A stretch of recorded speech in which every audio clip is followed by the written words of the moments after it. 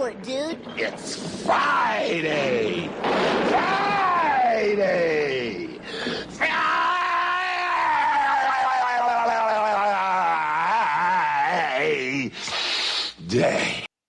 Last day of the week. It's decision day tomorrow in Major League Soccer. We got league play coming back. We got folks that say they weren't interviewed. When it came to openings, we have other coaches concerned about pathways when it comes to said openings.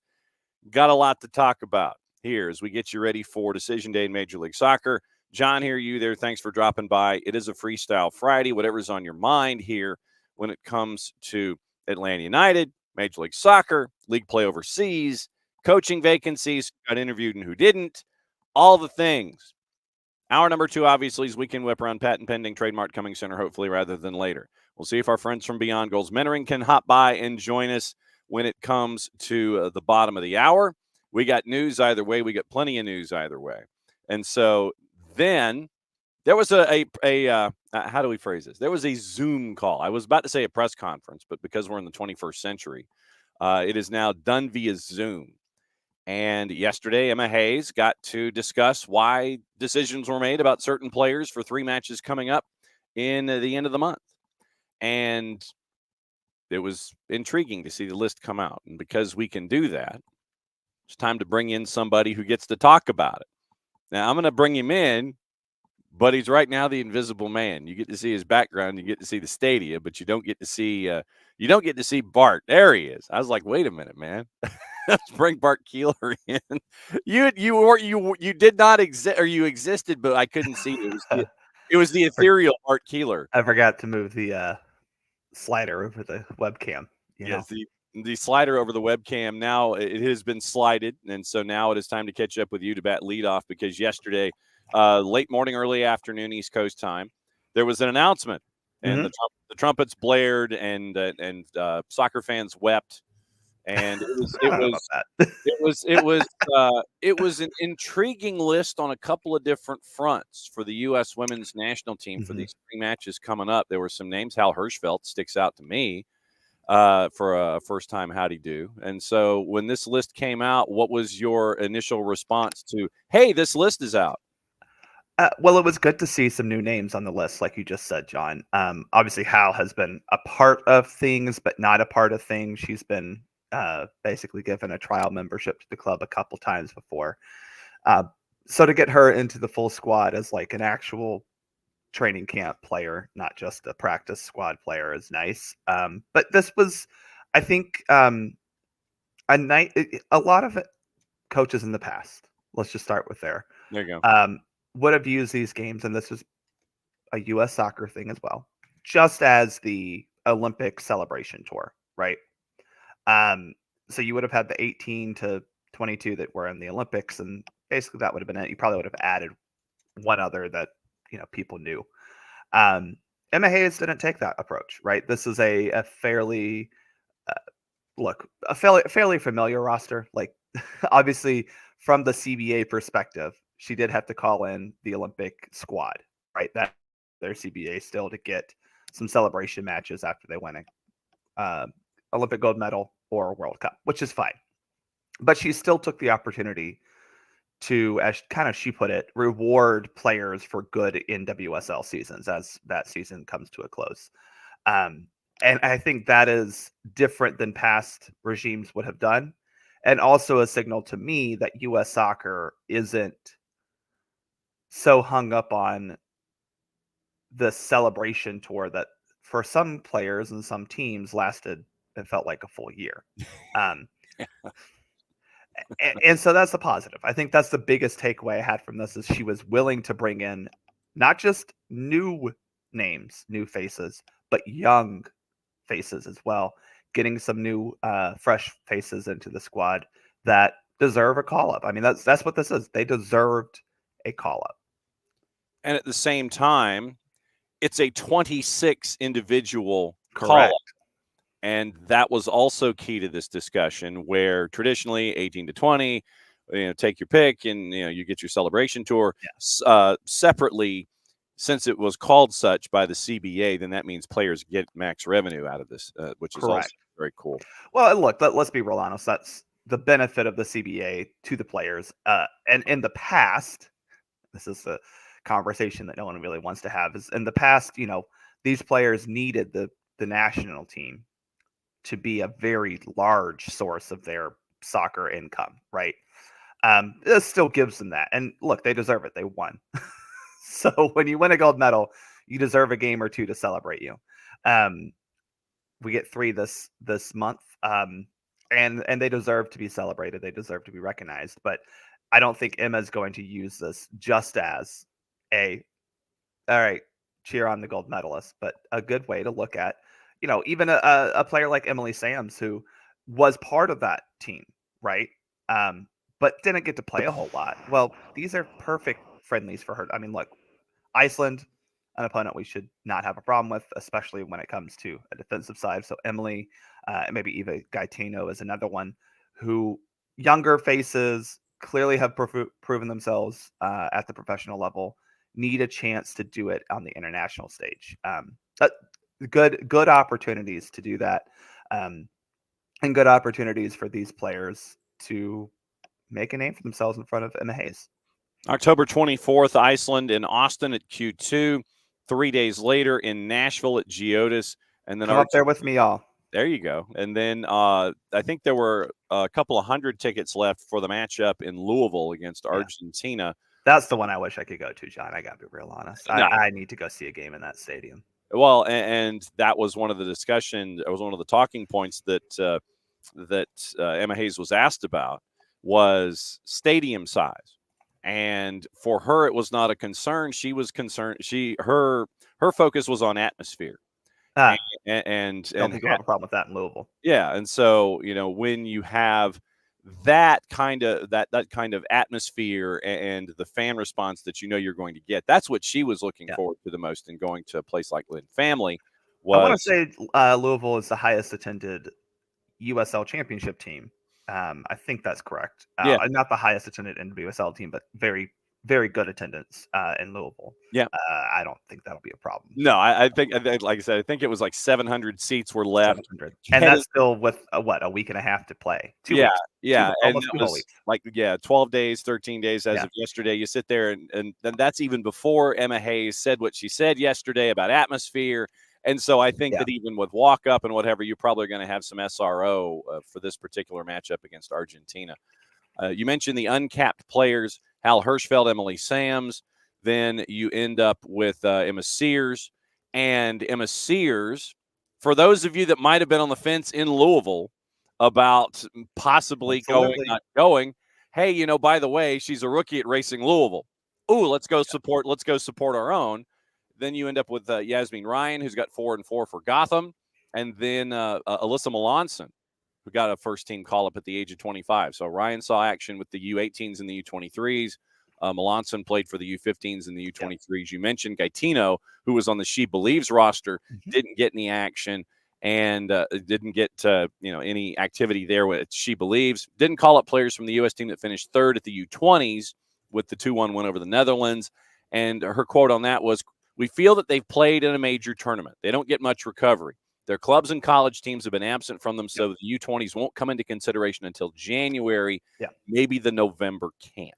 That's a good expectation to set because you're right. They played a full tournament, right? They had to go to a third place match. They played all the matches available, and they do need some rest because there are definitely some players from that U20 squad that need to be part of this. But I'll tell you what, John, I know we're talking about the new faces, but there are the faces, the names, the players that I'm most excited to get back into this team. Ashley Sanchez, Alyssa Thompson. Ashley Sanchez has been phenomenal for North Carolina this year. And Alyssa Thompson, after a very rough last season and then a rough start to the season, has now scored, I think, 7 goals or 10 total goal contributions. I forget after last check because she seems to get a goal or an assist every game since really the break they had for the Olympics. And those are players who have been a part of the team. Obviously, Alyssa Thompson went as well to the 2023 World Cup. Sanchez went to the World Cup. Sanchez didn't play at the World Cup, and a lot of people criticized Vlatko for that.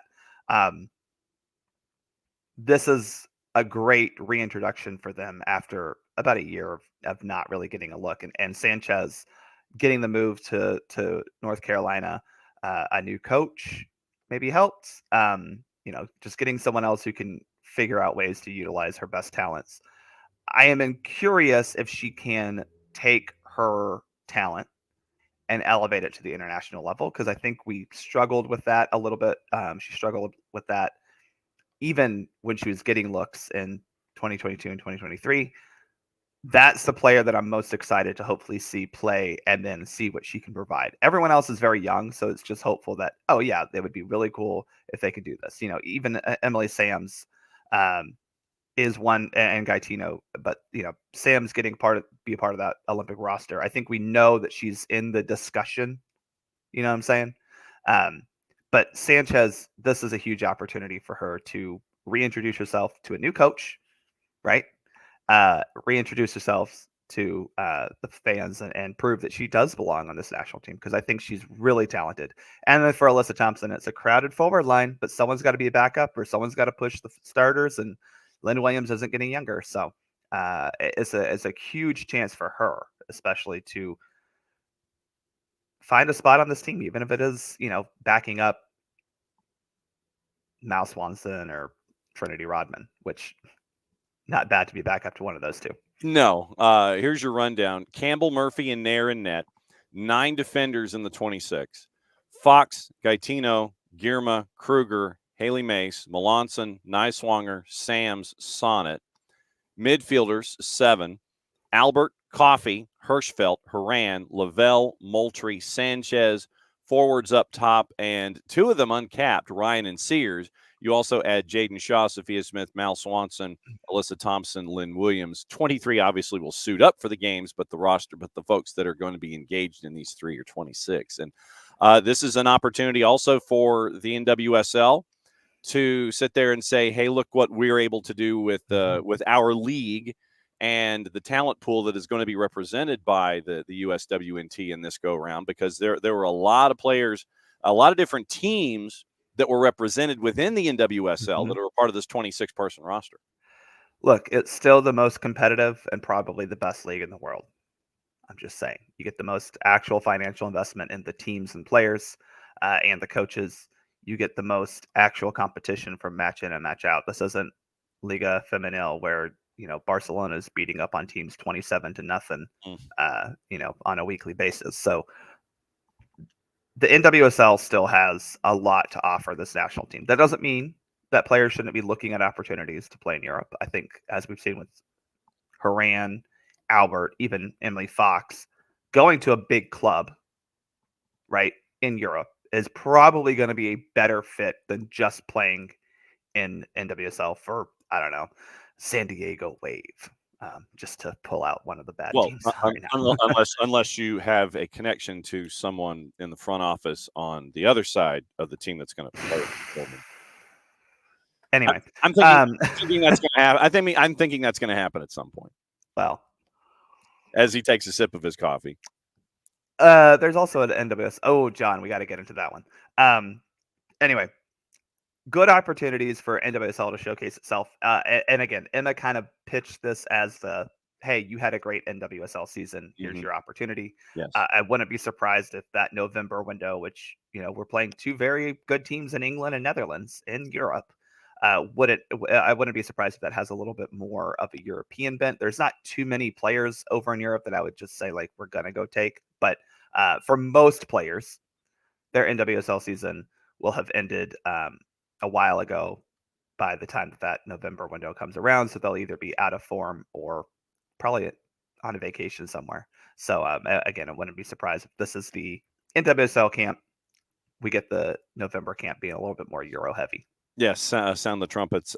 News this morning out of Bournemouth. Andoni Iraola in his press conference has confirmed Tyler Adams has been back in training and is in contention for playing time. So that's just a quick update there. So, all right, 10 minutes to go. So I will ask you this. I know that you had bookmarked something in your stream of consciousness discussion after the mention of 2 words San Diego. Do you want to go there and do it quickly? and discuss the sky is falling after what happened against Mexico. Real quickly, the bookmark I do want to point out, John, because I want people in the comments to sound off and tell me how you feel. Mm-hmm. Boss Nation. Oh, yeah. Oh, yeah. Did we talk about that yet? I've been busy. We have not talked about Boss Nation yet, but feel free. Nick fixed it in 30 minutes a couple of days ago.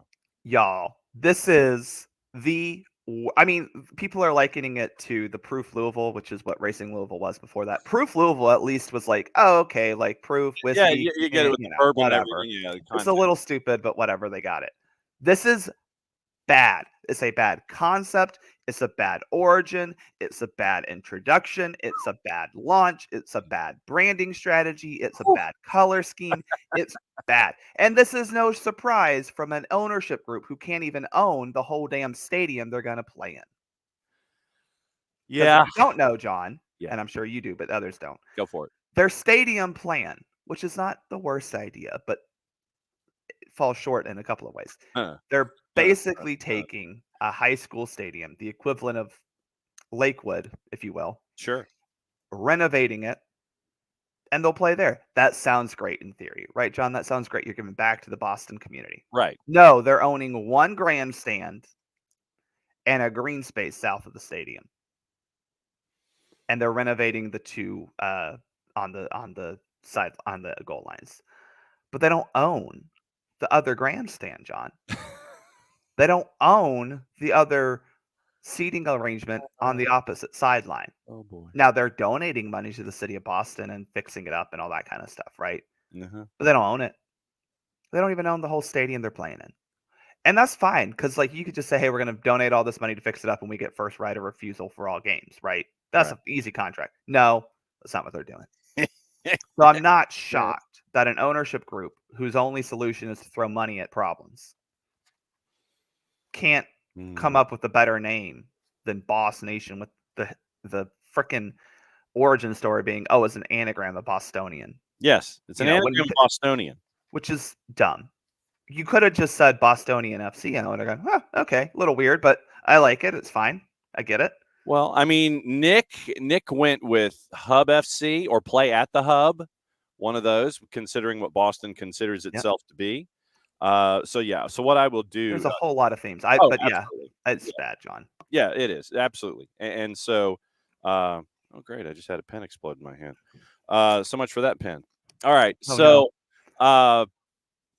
Go back and listen a couple days ago. I will probably end up playing that 30 minutes during the holidays where Nick fixed Boss Nation FC. Yeah. And Nick was ranting on it as well. So. So that 30 minutes will be a part of the holiday programming ad infinitum. You know, because until they fix something, then Boss Nation. I do not think this is going to be the name that they're going to come out with in 2026. I don't hate this color scheme. I don't love it because I think they're like, it's not feminine, but it is because pink.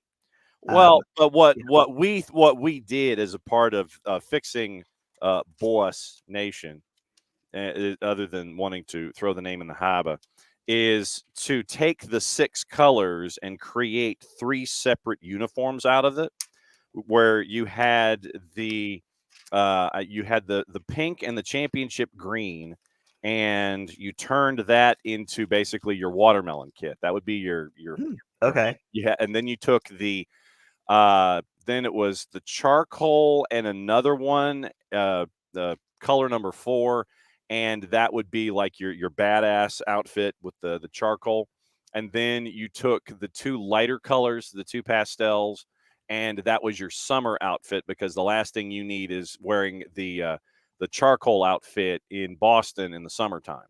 And so we took the 6 colors, cut them into thirds, and gave them three jersey and kit combinations that they could work with going forward. They can thank Colossus, and everybody in Boston can thank us now. So there you go. I would just scrap the whole thing and start over, but all right. So a handful of minutes left. The sky is falling. The sky is falling. Oh my God. Oh my God. Oh my God. Can you believe what happened?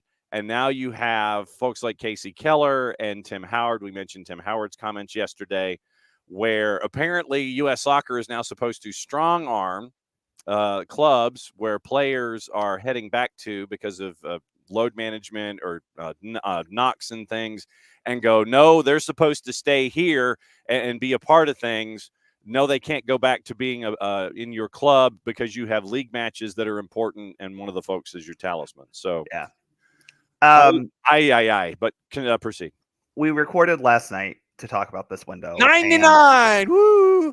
Kind of just landed at the fact that it's a bit of a wash in terms of what we learned and didn't.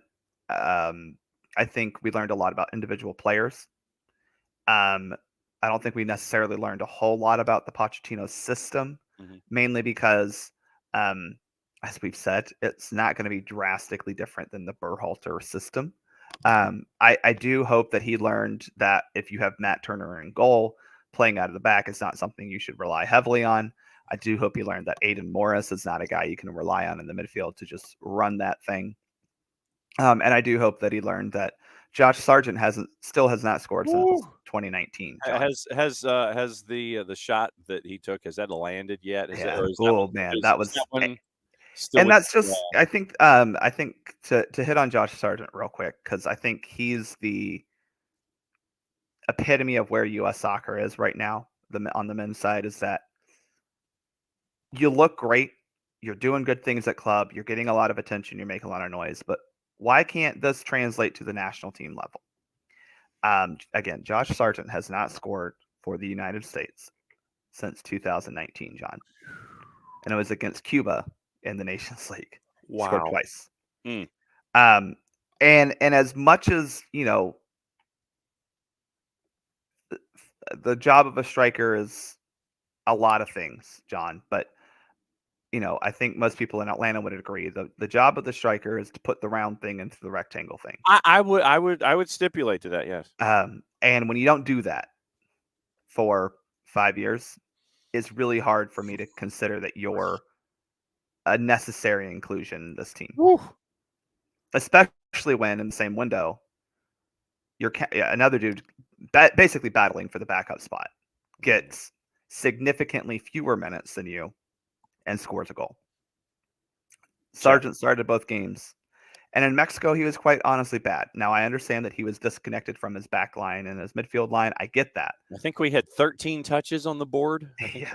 But at least with Vasquez, when he came in, there was some sort of – he acted as somewhat of a release valve because he's at least able to hold the ball up and win aerial battles. And Sargent wasn't doing that at all either. The one shot in the 80th minute that was supposed to save. Again, the midfield was bad. I don't think that the Busio Morris midfield is a good look. Now, that is because, John, I think the problem that you look at is, yes, depth is an issue, but we talk about this a lot of times in college football where, your 1s and 2s are good.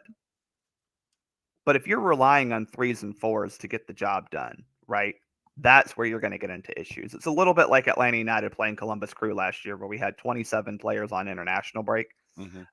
Remember, and we went up there and lost, what was it, 5-1 or something like that. And you go, well, no duh, because, unfortunately, Noah Cobb and Adam McFadden aren't the people you need to rely on to get a point on the road in MLS at that time. Now, Noah Cobb has gotten better, but at that time, that's not a winning combination. And so I think that's really the takeaway from Mexico is, yes, depth is an issue, but the problem is that injuries are more the issue, and these guys got to get healthy. Now, to the Keeler and the Tim Howard comments, I think it is acceptable for players who may have been injured in camp. So we're looking at McKinney, Steffen, Fossey.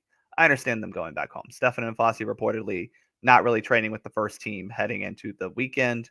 Fine, send them home. But Pepe and Pulisic, I think, is a bit of a legitimate gripe from the fans and from pundits, because I understand load management. I truly do. I think that's fine. I don't think you want to work these players that much at all. But you can still play these players for 20, 30 minutes in a game, right? If Pulisic had played 90 total minutes over the course of the 2 games, right? I don't think that's really that bad for him. That said, Homeboy has played 900 total minutes since Serie A has started this year, right? Yeah. That's 10 games. That's a lot, right? And that's something that, like, when, Alexi Grifter Lawless talks about it and says, load management can kiss my bleep back end. buddy, you didn't play 10 games a whole season in your career. Like, I'm really sorry. Like, I mean, Oh, they do have a lot of demands on them right now yeah. physically. And so I understand load management. I understand rotation. I just think that it's not a great signal to the team to say, hey, we're going to go down to Mexico and fight and compete and win. Oh, but these 5 players get to go home because they're a little tired. Especially when you look at Ricardo Pepi goes back, but Malik Tillman stays. Well, Tillman's been playing a lot more at PSV than Pepi, right? Mm-hmm. Brendan Aaronson's played. I mean, the championship plays a game every other day, John. And you kept Sargent. I mean, maybe not yet. They haven't quite got to that point in the season, but you know what I'm saying. They play a crap festive game. fixtures and such. So I do think it's a little problematic that we're allowing some players to go back who aren't really hurt. Again, Fossey, Stefan, McKinney. Mm-hmm. I get it. Yeah, Pepi apparently had a knock, and it's load management with Pulisic. Yeah, episode 99 is coming out when? Hopefully today. I got to edit it during the lunch hour. I also need to go vote during the lunch hour. So if you haven't voted yet, make sure you get your early voting in or make a plan to vote before. Yes, and check your registration. All right, be good, my friend. All right, bye, y'all. There goes Bart, and so now it's time to do the hot tag. We bring in Greg Garza, and Greg, sir, good morning. It's been a while. Good morning, man. How you guys doing? Doing all right. Actually, since you're here, let me see. I have to do this officially. I did the hot tag, but of course, I'm like, wait a minute. It's like I forgot to actually do the proper introduction where we have to hold our breath for like 3 extra seconds. So here we go.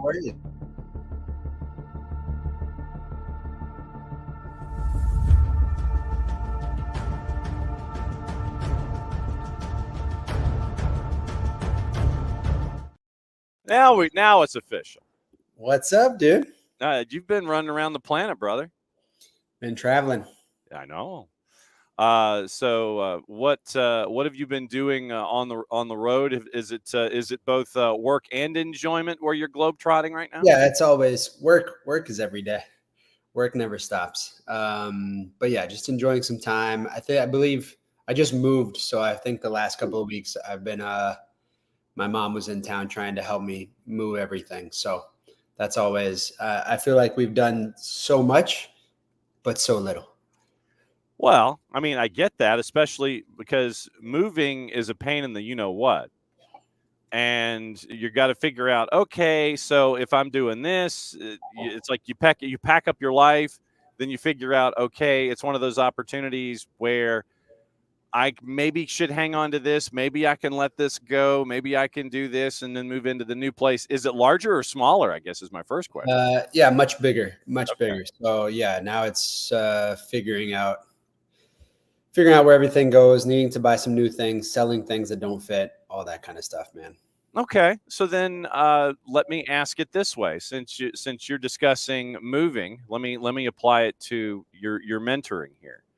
When it comes to your mentors and your mentees specifically, when it comes to making those big life adjustments, whether it's making a change in location, a change of environment, those kinds of things, how many discussions do you get to have with your mentees about these kind of life-changing things where as we get older, we do get used to the idea of moving and compressing or expanding our lives? But what about young mentees having these big moments about, okay, do I make this choice to help my career? Do I stay at home? Do you have any of those conversations? Of course, right? I think I had a great conversation with a young boy yesterday from an MLS academy, and just speaking about the sacrifices that are needed, right? I think sometimes whenever you're going through the academy level and when you're kind of, okay, this is my dream, this is really what I want to do, this is I think I can get this close, and then I think you come to a realization like, oh crap, this is a lot. And I think it takes a pretty special person to, I think in total, I don't know how many homes I've lived in my career or how many homes I've lived in my life. This has got to be upper 20s right now. Wow. Of how many homes I've lived since I was 12 years old. So, I think it's you look at your life and I mean, finally this will be a place to where I can call home sweet home for quite some time. So, it feels good. It definitely feels good. is there a greater sense of, with your mentees, knowing that these are things that I have to do, or is there still, I guess, the level of comfortability from like when you were 12 and I was 12 back in the late 1800s? The idea of leaving home, it was something that we really had to grapple with. Is it easier these days for the young athlete to sit there and get that this might be something that I need to do? Yeah, I think it's just throwing that out there and kind of helping them understand not only the discipline that goes beyond it, but just just the sacrifices, right? The things that they most likely will have to be in front of at some point if they want to take soccer as far as they can. But I think it's not the regular or the average, the average Joe's kind of trajectory, right? I think the trajectory of sometimes what they play in their head is completely different than what it can truly be. One of the things that I wrote down as we take our first right turn of the morning, from your last visit, it says coaching up and PKs. It says coaching up PK Garza. Literally, this is the note that I have from the last time that we talked about these kinds of things. And I just want to take it from the idea of coaching somebody up, because you moving, going into someplace new, taking that next step, taking those next strides in your life, and living in a big capital H house, something like that. When it comes to coaching up an individual, coaching up a mentee, obviously they wouldn't have knocked on your door if they weren't receptive to the idea of hopefully listening to what you have to say. But when it comes to coaching them up in a situation, in addition to understanding, yes, this is why I'm here, what do you have to do to get to that next level of encouragement? Because I get that there's probably a baseline of being a mentor, and then there's that level of comfort, and then, okay, I've got to go to this next level with these individuals. So when it comes to coaching up your mentees and going to that next level, that second level with them, obviously I would think that it differs from individual to individual. But how do you as a mentor gauge, okay, I've really got to dial it up with this person, I see promise, or I need to dial it up with this person so they can see the promise? How do you figure out when to dial it up with a mentee? That's a great question. I think once you start to build that kind of trust, and I think Mike and I always say this, like personal storytelling, I think is by far my favorite thing to do, because it allows you to build that connection with each individual, helping them understand whether it be the trajectory, the path that you took that is so much different, but just to give them an idea of who you are and what you've been through, right? Or who you are and kind of what got you to where you wanted to go. I think breaking the ice there and kind of, building a better bond and relationship in those moments are when I think I am able to pull the trigger and then say, okay, this is now something that we can speak about in regard to maybe building more responsibility, or bettering their accountability, or helping them understand, hey, this can be something that you can look forward to for a really long time. And if you do it this way, this is how we did it. This is how I did it. And it worked for us. So, each and every individual is different. And I think that's the beauty of mentorship. And Mike and I always speak about it as well, is that some kids just want to make varsity from JV, right? And some kids want to truly aspire to become a pro. Some kids want to take the life values and the life hacks of what we speak about into maybe a business they want to run one day, right? There's so many different little nuances and things that we're able to implement and apply to all of our sessions, and each and every kid differs. That's the beauty of it as well. Each and every kid thinks differently. Each and every kid reacts differently. Each and every kid aspires differently. Each and every kid wants something different, and I think kind of building them up within their own internal belief, and kind of helping them understand what they see in the mirror every day and what they're working with every day. That's something that's a massive benefit, I think, to our program. Well, and I would imagine though that it's also a learning experience for you in trying to figure out, okay, here's where I hit the clutch, here's where I hit the brake, here's where I hit the gas, because of understanding where that mentee is coming from. It's like, okay, no, I don't want to be, I don't want to be messy. I just want to get to college. No, I don't want to be messy. I just want to figure out, okay, how do I apply these life skills? How much of a learning experience has that been for you and Cap to gauge, okay, I don't know if I'm pushing hard enough. I don't know if I'm pushing too hard. How much of a life hack has it been for you? It's been immense because you learn. I think that's the cool part, and we talked about it before. You learn a lot from your mentees. You learn how they view certain things, and you and I have gone over like the self belief, self discipline, self regulation, self assessment, and there's been times to where, I mean, obviously I have to kind of push the envelope a little bit more with some of the kids, right? And kind of really help them understand certain phrases or paraphrases or synonyms or things that I think of in which how those apply to me. But there will be some kids that just absolutely blow it out of the right. They just completely explode with amazing phrases and amazing things, and you're like, wow, this is how this kid views this. That I want to use that, right? I'm going to use that for myself. I'm going to use that in being committed to something or finding consistency in something. Like sometimes they'll just completely take you by surprise, and I think that's where having that flexibility and just being adaptable and the willingness and wanting to learn, even for us as adults, we're teaching kids, but we're also learning a lot from these kids as well, which is a beautiful thing. Okay, so I'll bite. What are some of those phrases and descriptors that they're introducing to you that you wouldn't have necessarily thought of or applied into a situation where, Oh man, man. that's a hell of a way to sit there and think of something? Yeah, I wish I've saved. I mean, whenever I do the exercise with them, I use Post-it notes, Ah, and I'll kind of. It's really interesting. I'll be able to fit all of our phrases within, and we'll divide that Post-it note in four, right, in four sections, and we'll do the four selves. And I mean, I can't really, I wish I would save all of those Post-it notes of some of the kids to where I'm just completely blown away by some of the phrases that they come up, because it's ultimately what applies to them, right? If I look at self-belief for me, I'm thinking about taking risks or making mistakes or just the good old confidence, right? The good old taking responsibility or having the faith in yourself or ability to take over or come into a flow state. And there'll be other kids to where they'll look at those. Oh, excuse me, I gotta sneeze. go for it.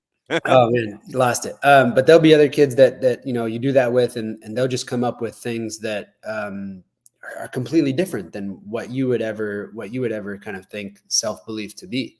I can't think on the top of my head, but there's so many interesting ones that we have gotten.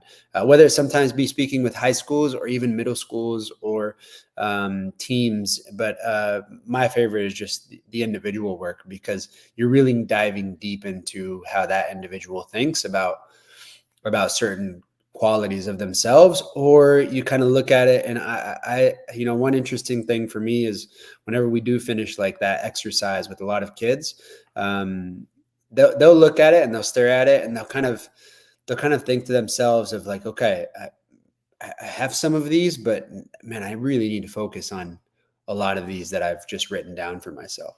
And that's the power of writing things down. I think that's the power of putting things out into existence, because they're giving themselves almost like a guideline and an accountability. I tell them it's an accountability list, right? It's a way to hold yourself accountable and also kind of consistently see things towards where you want to go, where you want to get to. So it's that guideline to your personal success of it, essentially. How do you not get lost in all of the information that and this might be something that you address both as a mentor and a mentee, because of all this flow of information that seems like it comes to you from a mentee and from you as a mentor?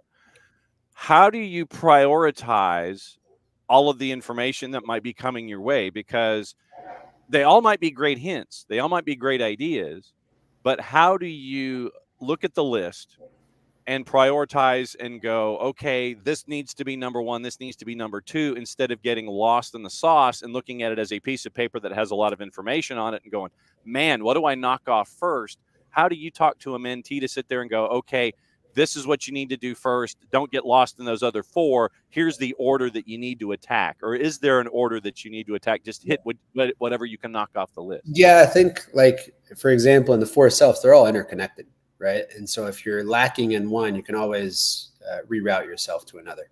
And I think that's the beauty of it as well. Usually, like, kids at the end of that exercise, they'll usually kind of make arrows pointing to where they can go if they are feeling a lack in one of them.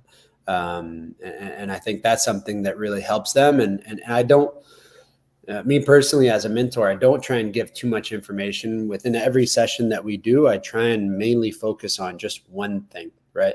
Whether it be a lot of acronym exercises that we've created or acronym exercises that I've created with my just thinking about and looking and learning from things.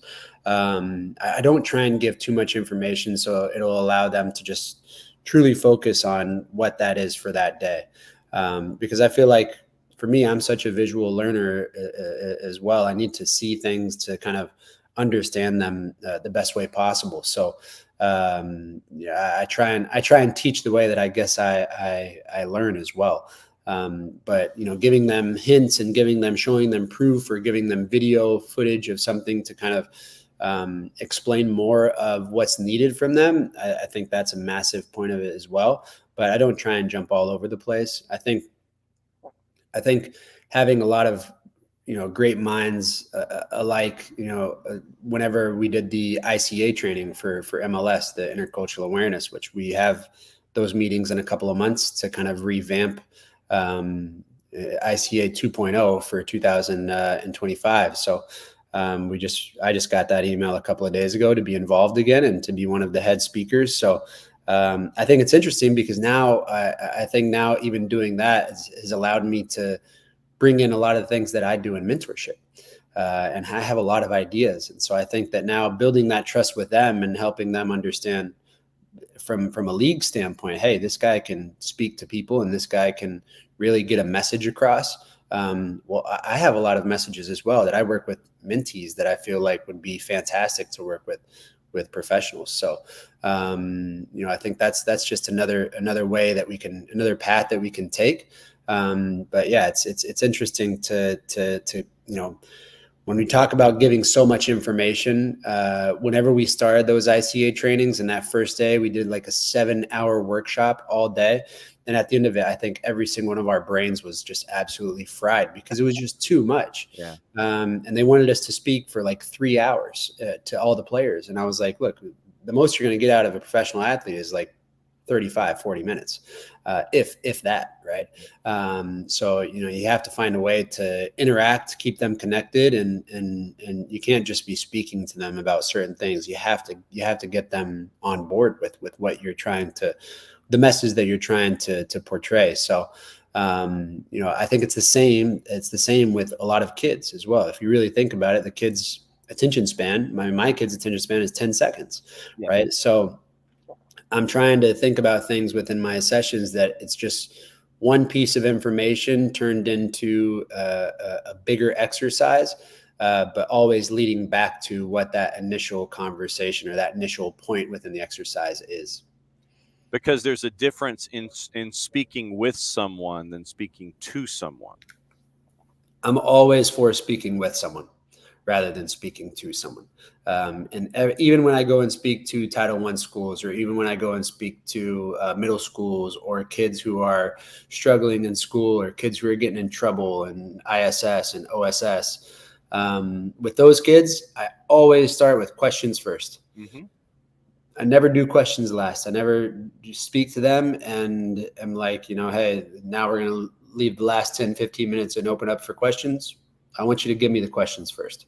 Give me the questions first, because then it opens up a great conversation to have. And now I can give them proof, or I can kind of dig deep and think about stories, whether they be personal or with other people, that will help connect their question. And it's not just giving that's where I think that personal storytelling becomes, key and clutch to really giving and kind of getting that message out. Because in a situation like this, and I do want to get into your acronyms, so put that in the back of your head for the minute. Sounds good. But questions first versus questions last. Traditionally, if you are called up to speak, and we see this a lot, even when we were growing up, hey, it's show and tell day, and we have an adult here. If the adult starts by, or the expert or the leader or what have you, starts by talking, then by the time they have finished talking, you just want to get out of the room. All of that momentum that the speaker or that dignitary or that person of importance might have had coming in, all of that momentum is lost, and the interest is lost, and everybody's tired, and you just want to leave. So questions last won't necessarily lend itself to a learning back and forth, where questions first puts the onus on the listener to sit there and look at their own curiosity. And it's like, okay, well, why are you here? How can I play off of you and get my energy moving first, as opposed to having all of the energy dissipate and wanting to get out with questions last? Most definitely. I think it kind of, for me, it kind of softens the room.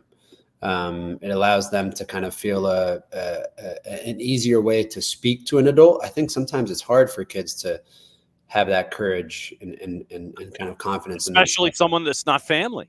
Especially someone that's not family, especially someone in, like, I look at like Title I schools or kids that I speak to that are in trouble. Like their level of trust is probably quite low, right? Because they feel like, anybody around them, they probably most likely don't trust. Mm-hmm. So I think allowing them to kind of build that connection from the off and asking specific questions that might be of help to them is a huge benefit to lead off. You mentioned acronyms. All right, I'll bite. What kind of acronyms are ones that you have or that you've created that help in your creative process? Oh man, we got a lot. Obviously, we have the 4 selves. We have the 3 C's. 3 C's is a good one. Can't give all my secrets away. No. But 3 C's. 3 C's is a good one. It's confidence, consistency, and commitment. We have a lot of them. I have the 3 most valuable. I have 3 MVTs. That's a good one to kind of. I always tell kids, look, I like to focus on the mindset, and even when I speak to even parents as well, I truly like to focus on the mindset, but I think the heart has a lot to do with it as well. So heart and head connection. The three MVTs is 3 most valuable things in your life. That's one of my favorite ones to do with kids, because it allows them to kind of see how fortunate they are, mm-hmm. and kind of build that internal connection of the people around them providing support, which is a really good thing. There's a lot. We have, a lot of 3 things. Yeah, 3 controllable factors. I like things that come in 3s. Just things that are controllable, things that can essentially help them understand how to process circumstances and maybe trials and tribulations that they'll encounter in the future. I think that's one of my biggest messages, is just helping these kids. It's not necessarily, hey, give us a call or work with us when crap hits the fan. Yeah. It's more so of just, hey, this is preparation, because life is going to have its ups and downs, its ebbs and flows, and it's hard times and good times. But the way that you react, the resiliency that you have within is going to be it can be a massive turning point for you in that moment of your youth soccer career, or in that moment of your professional career, and whatever you choose to do in your life. So I like to really connect it to that as well. Because consistency is key in all of this, where you don't want to hit somebody at a high point. You don't want to, because they'll sit there and they may think that they're, unbeatable or what have you. You don't want to hit them at a truly low point, because they might be so down on themselves that they either won't keep the information, won't listen to the information, or just not want to be engaged in the process. I think that the key here is to engage them and keep a level of consistency, so when they have those highs, they understand why it's a high, and understand why, while it might be a low point, it is not a fixed low point. If that makes any sense, you want to Oh, try yeah, to you want to draw them back to the middle, as opposed to, you don't want to sit there and say, well, having a high is bad or being at a low is going to get better. You want to try to you want to keep the consistency and have them understand the highs and the lows. There are so many different ways to use the word consistency. You can talk about the emotional curve, which is probably what you're talking about right now, right? And I use another Chinese proverb, which is great. Chinese farmer, his son, and the black stallion, which is a great Chinese proverb. Not sure if you've read it before, but it's a great Chinese proverb. Teaches about the emotional curve and understanding how to stay closer to the baseline. These are stories that I can tell. Like that story right there, I can tell a young kid, right? A very young kid who's at the age of 11, 12, and their emotions are just, I mean, even my son, emotions are all over the freaking place, right? And so it's helping them, hey, can you be the Chinese farmer, right? Think about the Chinese farmer. Next time this happens, just self-talk, Chinese farmer. And there are so many kids that I work with that are like, man, the parents will be like, man, after the game, I was like, man, my son or my daughter didn't react a certain way. And, I asked him, what'd you tell yourself? Like, how'd you get through that moment? Oh, because I remember Coach Craig, we did the Chinese farmer. And so, there's so many proverbs that you can give especially within Asian culture, that kind of link them, teaches the essence of life, which is great. But the coolest thing for me about consistency is that any kid that I ask what consistency means on the field, and every kid will tell you that consistency means that you always play well. And it's interesting. Every single kid, 9 out of 10 kids that I ask will always say consistency means that, because what their coaches are telling them is that you need to be a consistent player. You need to be a consistent player. You need to be a consistent player. And I'll always ask them, how many games do you think you've played in your youth career so far? I mean, these kids play 2 games, 3 games every weekend. Right. So if they're 15, 16 years old, man, they've played 600 games in their lives so far. And so it's always an interesting one for me. And I always ask them, well, how many games do you think you've played really well in those 600 games? Maybe half, right? And maybe a quarter of them, or the other half, that they've probably done terrible, right? And so in my mind, consistency is not playing well always, because even as a professional athlete, you're not always going to play well. But I always tell them to write things down that they do on a consistent basis whenever they play, because that's what makes you a consistent player. I knew the second that Brad Guzan had the ball, my absolute tail was going to be on the touch line before anybody was ever going to tell me, right? And that is something that I did consistently well. I knew that whenever the ball went up, the first thing that I thought to myself was making sure I was going to stick with my line, right? So I was looking over at LGP and Parkey and Franco or Julian, whoever was on the other side, of making sure that I was in line with them. That was something that I did religiously and consistently well. So it gets them, once again, it gets them to start thinking, wow, okay, there are probably things that I do on a consistent basis. Do I always try and play forward? Do I always try and make sure I'm in a defensive stance, right? There's little nuances and little things that they have within their game that they've never thought about before. And so that to me, I think is a big one to help them understand the value of what consistency truly can be. And I think it gets them away from, okay, I need to always play well. No, if I do these things, then, I'm giving myself a chance of performing consistently. Okay. So, the fourth is holding up the light board. So I know that we're going to add a couple of minutes here. Last question for you has to do with the pressure of decision day. And right now, specifically, Atlanta United, they got to win down with the purple team. They got to get business taken care of. How do you handle, or how would you advise handling the pressure of got to have it to have a chance? what did I call the purple team last year? I think I had do you remember this? Yeah, you do. I can't remember. I heard somebody say it, and I started cracking up, and I completely forgot it. You just said the purple team, and I was like, man, somebody. Yeah, I see. But now you're thinking about it, and I know you can text me when you remember it. Text me. I don't remember, dude. I got too many other things on my mind right now. I gotta get all these boxes out of my house and recycle, man. Recycling's Monday, brother. Yeah. Oh man, it's Tuesday here. Tuesday here. How do you handle the pressure of decision day, knowing that you've got to have a result? Yeah, And you can't think about anything else. You just have to do what's in front of you. I don't know. It's I've been in that situation before, even in Mexico, to where we did not qualify. We had to wait for we were playing away in Necaxa, and we had to have like 2 other games finish the way that we wanted to. It did not go the way that we wanted because I think we were probably already extremely disappointed with how the whole entire season had gone. Yeah. And I think it was just kind of one of those things to where we just let our guard down. Or it was too much thinking about other results. And so it's a really difficult place to be. I think you can even look at, even Rob's interviews, right?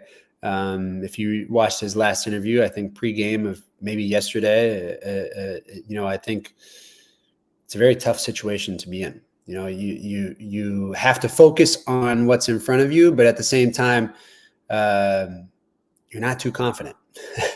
I think you can kind of hear that within their voices whenever they give the interviews of, it's you can only control what's in front of you and hopefully you can get a good result.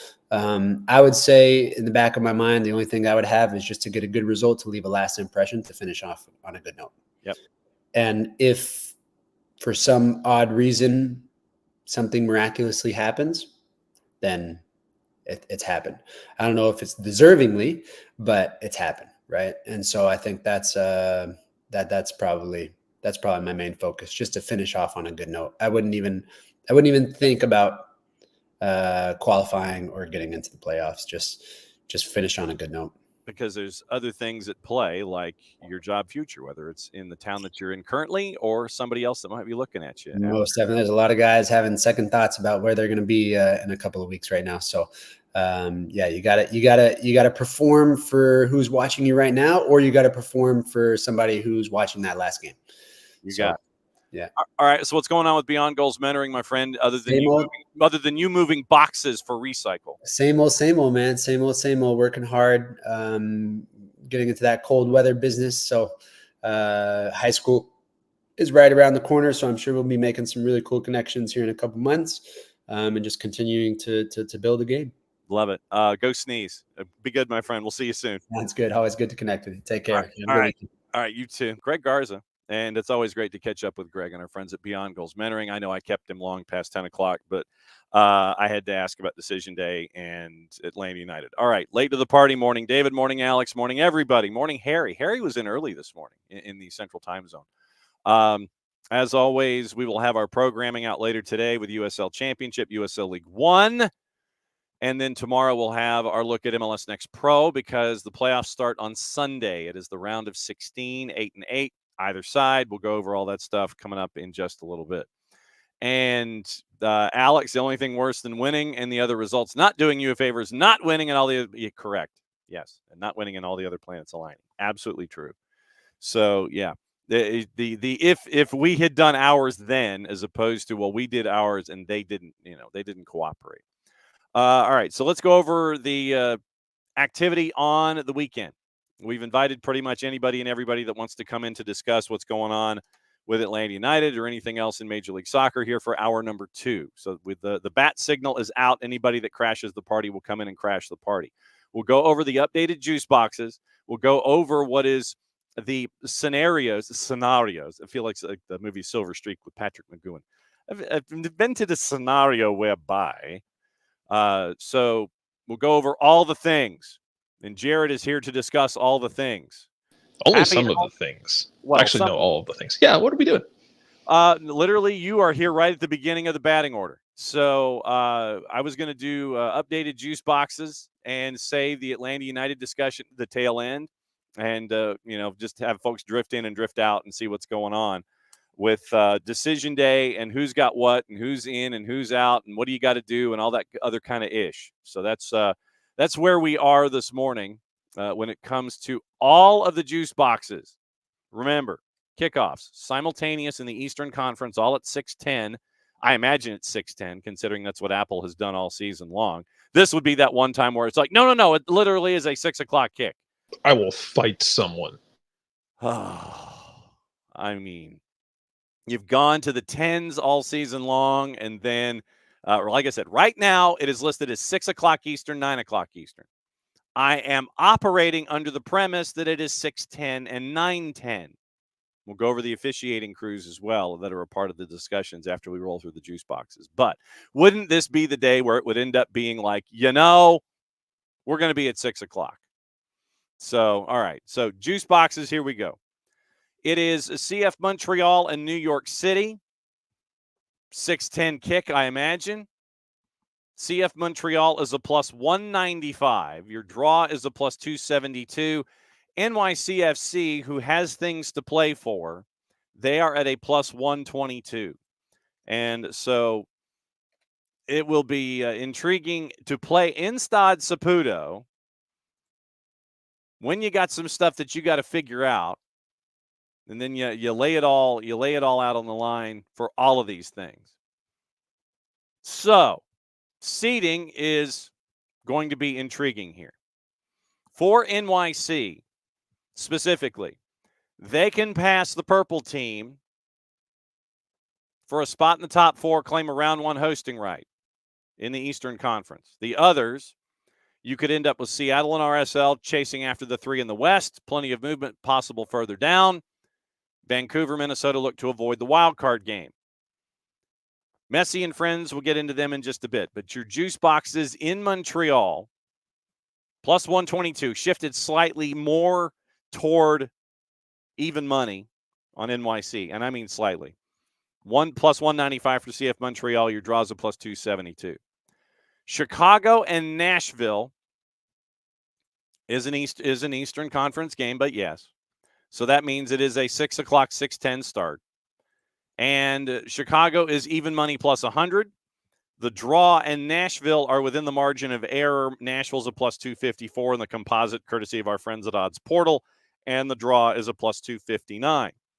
DC and Charlotte. DC is on the minus side at a minus 106. Draws a plus 305. Charlotte to win on the road is a plus 240. Like I said, we'll go over all the scenarios and let you know what's going on here in a bit.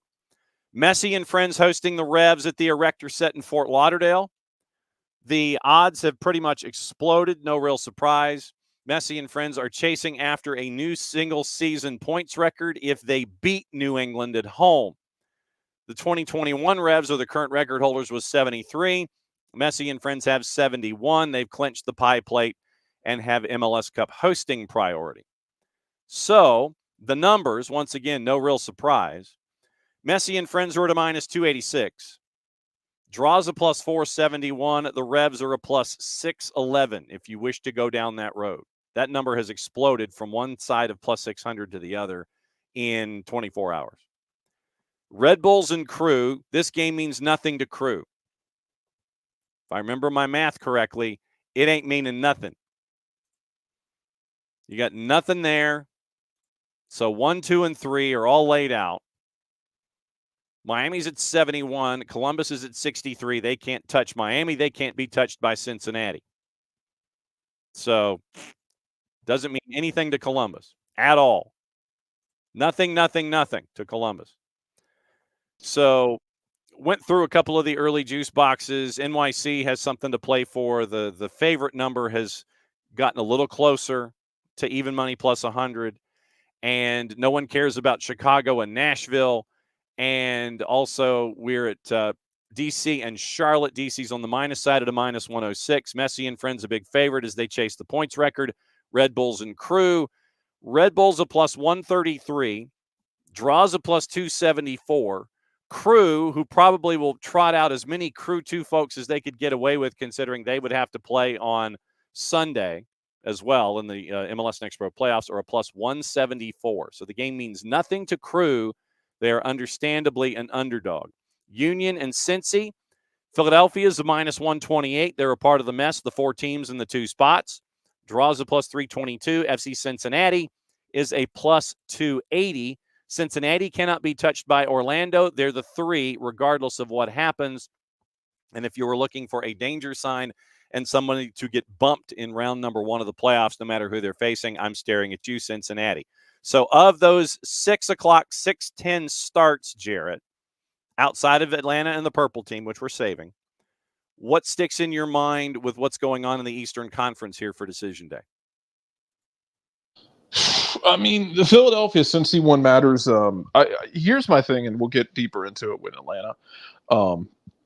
Of the many, many games that you can look back on and be angry about that have put you in the situation, the 2 that stick in my head the most are Montreal and Nashville. Mm-hmm. You had no excuse playing the way you did against Nashville. It was just patently unacceptable. Yep. Montreal, you can't lose that home game. Because if you have those 6 points, even if you had 2 points, even if you got draws in those games, you're in a much better situation.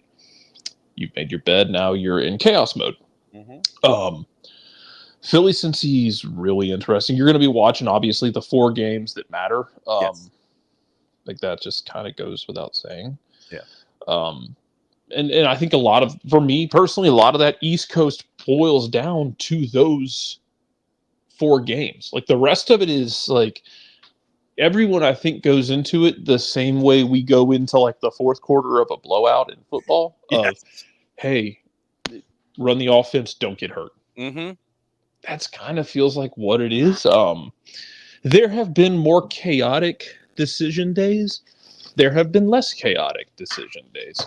But all we ask for, as patrons of the gods of chaos, is that you give us at least something funny to watch on decision day, and we have been blessed with that.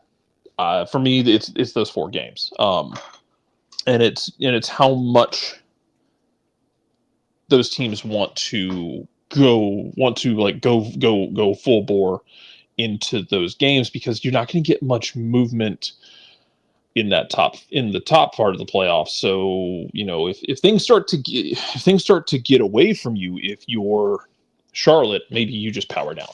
Right. If things start to get away from you, if you're New York City, maybe you just power down. But this thing could come down to, like, there's going to be one of those things where this could very simply come down to the last 10 minutes of the season, and we don't know which teams are going to the playoffs and which are not. And it's very easy for us to sit here and say, and I know it's kind of been the doom and gloom thing in the city of, you don't expect anything good at this point. But I'm here to tell you, there's plenty of fans of those 4 teams who are also going to be like anxiety ridden by what they're going to have to watch. You're not the only ones who have to suffer here. Those fan bases are going to suffer too. It's not always going to be pretty. Current And points. they could also very easily spit the bit. Yes, that is absolutely true. Point situation. Once again, 1, 2, and 3, they're locked in. No one can touch them. Orlando's the 4 at 52. NYC is the 5 at 50. Charlotte is the 6 at 48. Red Bulls are the 7 at 47. That is one group of chaos. Then the 8-9 has DC and Montreal at 40 points and 10 wins.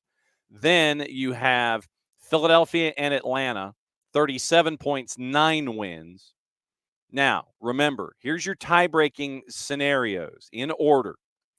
Total number of wins, goal difference, goals for, fewest disciplinary points per match. I'll only go there because I don't think we're going to go any place deeper than 4th, because looking at the 8, 9, and 11 and 12 currently laid out as it is. 10, 13, and 10, that's DC and Montreal. Philadelphia and Atlanta, 9, 14, and 10. Folks win, folks lose. You're going to be looking at that 10-win marker. Okay, keep going. Goal difference. Benefiting 2 teams of the 4, it would be Philadelphia and Atlanta. Philadelphia is at +8. Atlanta is at -4. DC is at -15. Montreal is at -18. DC's given up 67 goals this year. Montreal not too far behind them at 64. So that's goal difference right there. Third, if it got to it, And I don't think it would, just because of the difference in goals, because literally it would have to be something where DC and Montreal would lose, and Philadelphia and Atlanta would have to like win. And so you're not going any deeper than that. So we're not going to go any deeper than the goal difference category, because that pretty much will decide where things land when it comes to all of your tiebreakers. So your scenarios in the East, disciplinary points, we get into all that madness too. So your tiebreakers are those particular tiebreakers. That's where you are in order when it comes to laying things up. And remember, if you get into the wild card round, you go from playing on Saturday to playing on Tuesday, Wednesday. You win in the wild card round, you go to playing on Friday or Saturday, and you're playing all the way through, in theory, November 10th if you get it to the third game of a best of 3. So that is where you are with the tiebreaker scenarios. Now, your scenarios for the 4 clubs at the bottom. Like I said, we know the chaos with who's going to do what, and then you look at math for the first chase group, 4 through 7. 8, 9, 10, 8, 9, 12, and 13. Or 8, 9, 11, and 12, sorry. DC in with a winner or draw against Charlotte, or Montreal loses versus NYC, and Philly does not get full points against Cincinnati, and DC owns the tiebreaker advantage over Montreal. Or Montreal loses against NYC, and Atlanta does not win at Orlando, and DC owns the tiebreaker advantage over Montreal. Or Philly does not get full points, and Atlanta does not get full points. CF Montreal is in if win or draw. Basically, if they don't lose to NYC, or DC loses, Philadelphia doesn't get full points, and Montreal owns the tiebreaker advantage over DC. DC loses, and Atlanta doesn't get full points, and Montreal owns the tiebreaker advantage over Atlanta. Or Philadelphia does not win against Cincinnati, and Atlanta does not win against Orlando, because they're introducing all these doesn't win, lose, draw things. So basically, I'm trying to knock out as many words as possible so we all don't lose our minds. Philly in if they win and Montreal loses and DC loses. Or Philly wins, Montreal loses, Atlanta does not get full points. Philly wins and Montreal loses, Philadelphia owns the tiebreaker advantage over Atlanta. Philly wins, DC loses, Atlanta doesn't get full points. Or Philly wins, DC loses, Philly owns the tiebreaker advantage over Atlanta. Atlanta in if win, and this is predicated on winning first and foremost, since you are at 37 points. Win first and foremost. And Montreal loses, DC loses. Win, Montreal lose, Philly doesn't get full points. Win, Montreal loses, and Atlanta has the tiebreaker advantage over Philly. Atlanta wins, DC loses, and Philly does not win against Cincinnati. Atlanta wins, DC loses, Atlanta owns the tiebreaker advantage over Philly. So there you go. That's Atlanta. And that's where we are. Nothing like a bunch of win and. That's where you are if you are below the playoff bar. It is win and. Tried to break that down as much as possible. So that's your 6 o'clockers. Yeah, and again, as much as we talk about Atlanta, because again, we're based in Metro Atlanta. Right. As much as we talk about them, you have 3 other teams, 2 of whom control their destiny, 2 of whom do not, who are also going to be kind of staring at everything, wondering what if at the end of this, because 2 teams are going to go home very unhappy, and they're going to be feeling very much disappointed and a feeling of what if, I think, because Philadelphia is going to feel that. Hell, imagine if Atlanta doesn't spit the bid against Philadelphia early in the season. Yeah. Which still, to me, feels like the fulcrum of this entire season.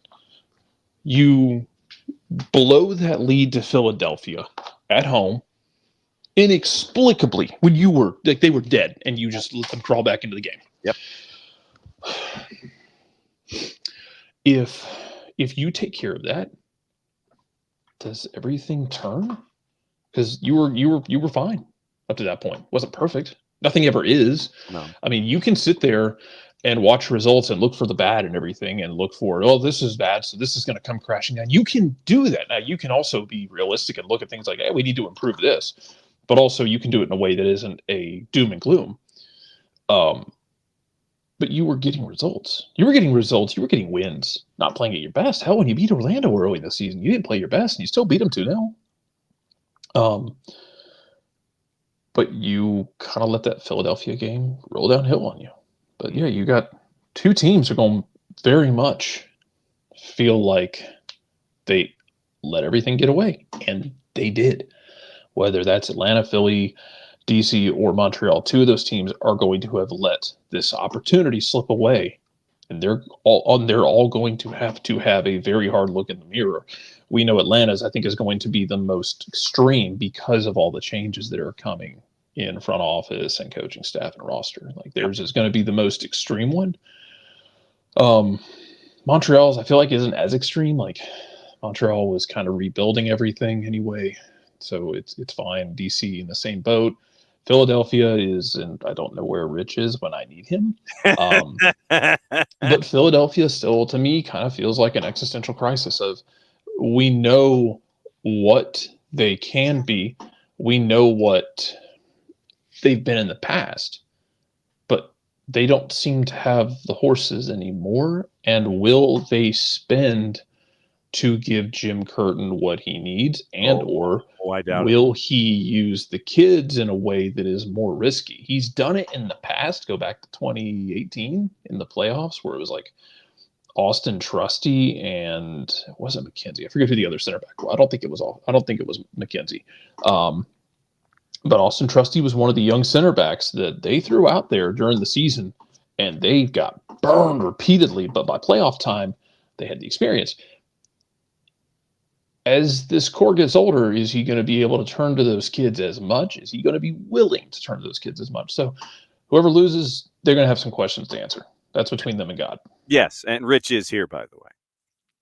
So Rich does exist. Happy Friday, Rich. Yes. Yeah. It's my question for you and your team is going to be, do they spend, and how much does Jim Curtin trust the kids going into 2025? Because there's going to be got to turn over so many things there. And Rich. I don't know how much the front office in Philly will spend in the offseason. And then, how much do you trust? How much does Jim Curtin trust those kids like he did back in 2017, 18, 19? Yeah. How much does he trust them? Because I don't know all the answers. Yeah. Because I and it's kind of my staple for the play the kids thing is 2018, where like Austin Trusty was one of those young center backs who were just getting burned all year long, and they just developed and suffered, and kind of those. It's kind of like watching someone kick a log long enough where all the microfractures just calcified, and those kids calcified into being good. But man, it's there's going to be pain points when you do it.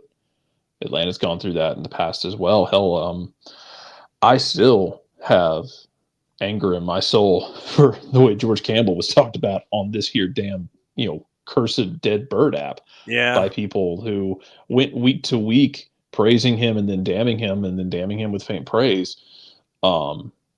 Because, 20, 21-year-old kid wasn't playing consistently as he was getting his first ever MLS minutes. Like, I want to see how Philadelphia handles 2025.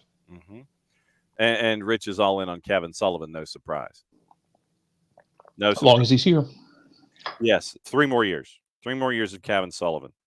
Although treat it like he kind of got the Arch Manning thing. We got 3 years to make some magic with you, son. Yes. Really 2 from Arch. Before you transfer out. And what's old boy at Carrollton High School who reclassified himself? Oh yeah, Juju. He's going to leave a year early. He's like, nope. It's like, nope. Juju made a business decision. I'm playing ahead. Yeah, it's like, nope. For those of you who are playing the home game who don't know high school football in Georgia, that's okay. You'd be a sicko if you did. Yes. Juju is a quarterback at Carrollton High School out in west of town who's reclassified himself as a senior. So he's going to play 3 years of high school ball, but John, he's committed to USC, yeah? Mm-hmm. Yeah, he's going out to Lincoln Riley land. For the moment. For His, the moment. his NIL is $2.1 million currently. Jeez. That's the beauty of Lipstick City for you. Yeah, hey, man, you know what, though? Hey, go for it. Hey, some of these NIL collectives are not playing games. No. But as what happens when Kalen DeBoer is like, hey, Jalen Milroe's going to be gone, and I need someone to run this insane offense. Oh yeah, it'll be dialed up. Or if Dan Lanning decides he wants a new toy to play with up there in Eugene. Mr. Knight. You know, it's gonna be $3 million ain't shit to him. No, that is absolutely true. I mean, literally, it is literally that when you see things like what you see, it is absolutely going to be like this. Penny. Sheldon. Literally, you're knocking on the door of your NIL collective. But when Juju Lewis, as a freshman, said that he was declaring to Southern Cal, as we always say when it comes to Cruton, that's when the Cruton started. When you declared as a ninth grader that you were going to Southern Cal, that's when everybody starts to dial it up. But right now, yes, his NIL is reported at $2.1 million. And he's going to graduate in 3 years. And so he is going to go to college somewhere. We don't know yet until that faxes in. We don't have an answer officially. And so all of the talk between now and early December is going to be that just talk. And then this is going to happen sooner rather than later. I anticipate that you will have a high-profile athlete in the high school ranks opt out of playing in a championship game because of their high NIL and that they will have declared to go to a university in early December. The state championships usually a week or two after, depending on which state you're talking about. I will guarantee you that you will get to the point where you have high school athletes opting out of playing in championship games because of their future and their money earnings that are still there. Because I'm not a businessman, I'm a business man. That's where we are right now. And I can see it coming, Jarrett. Yeah, it's going to be weird too when that happens. Especially as we're getting, because we know we've got a couple of these 17-year-olds in college now, like Ryan Williams at Bama, who might have been built in a lab. I'm sure he was. Because he's 17 and he is making 22-year-old men look like they want to quit what they're doing. Yes. But if you tell me as a kid, I'm sitting on anywhere between $1.5 and $2 million in NIL, and I'm going to graduate early. Yeah. I don't want to go full Lance Harbor from Varsity Blues and blow my ride to Florida State, which that's a hell of a dating for that movie for what it's worth. Because when that movie was made, a full ride to Florida State was the thing. It was the late 90s. Yeah. So you're talking what? If it's in state, you're talking somewhere in the neighborhood of $40,000. Or out of state. That was out of state. Out of state, $3,000 for 4 years. Yeah. But man, like, it's going to be hard for me to sit here and say that kids are wrong for this. Also, because I'm still bitter about two things on the coaching front, because we saw it with Nick Saban when he left after signing day, when he retired. Virginia's coach announcing Tony Bennett. Yeah, Tony Bennett stepping down. What are we, 30 days away, 20 days away from seeing? Time 3 weeks, yeah. 3 weeks. Yeah. Because I've seen a lot of NIL has chased away another great coach. NIL has been going on for a while. The quiet part is now out loud, people. Well, Tony Bennett's walking away 3 weeks before the start of the season. I hope nothing is medically wrong with him that facilitated this. Because if there's not anything medically wrong, then I don't ever want to hear about how a player should be loyal to university again when coaches can and do dip out. Go look at man, y'all go read about the time Tommy Tuberville was at dinner with a player Correct. and went to take a phone call for the Cincinnati job, Mm-hmm. accepted the job, went back to the table and tried to flip the kid to Cincinnati with him in that moment. Mm-hmm. Who was the coach? Who was the coach at Auburn that he tried to screw over repeatedly? I say one as if there weren't. I was going to say now. I forget there was one coach in particular. Who was it? Somebody was. God, who was it? He was. Somebody he tried to get fired at Auburn. Okay. Or it might have been Petrino. Oh, I'm sure Petrino was trying to stab anybody in the back. So. Yeah, Petrino stabbed himself in the back. He saw himself in the mirror. Yes. My point being, with the money at stake now for players, loyalty is a word, and loyalty to themselves and their families, I won't begrudge them that. Anyway, I didn't mean to take us down this road. Oh, that's on the OSG sports side of things, by the way. The college football programming, the review is taped on Sundays and released shortly thereafter. And the College Football X is in the midweek. This week we catch up with the play-by-play voices at Iowa State.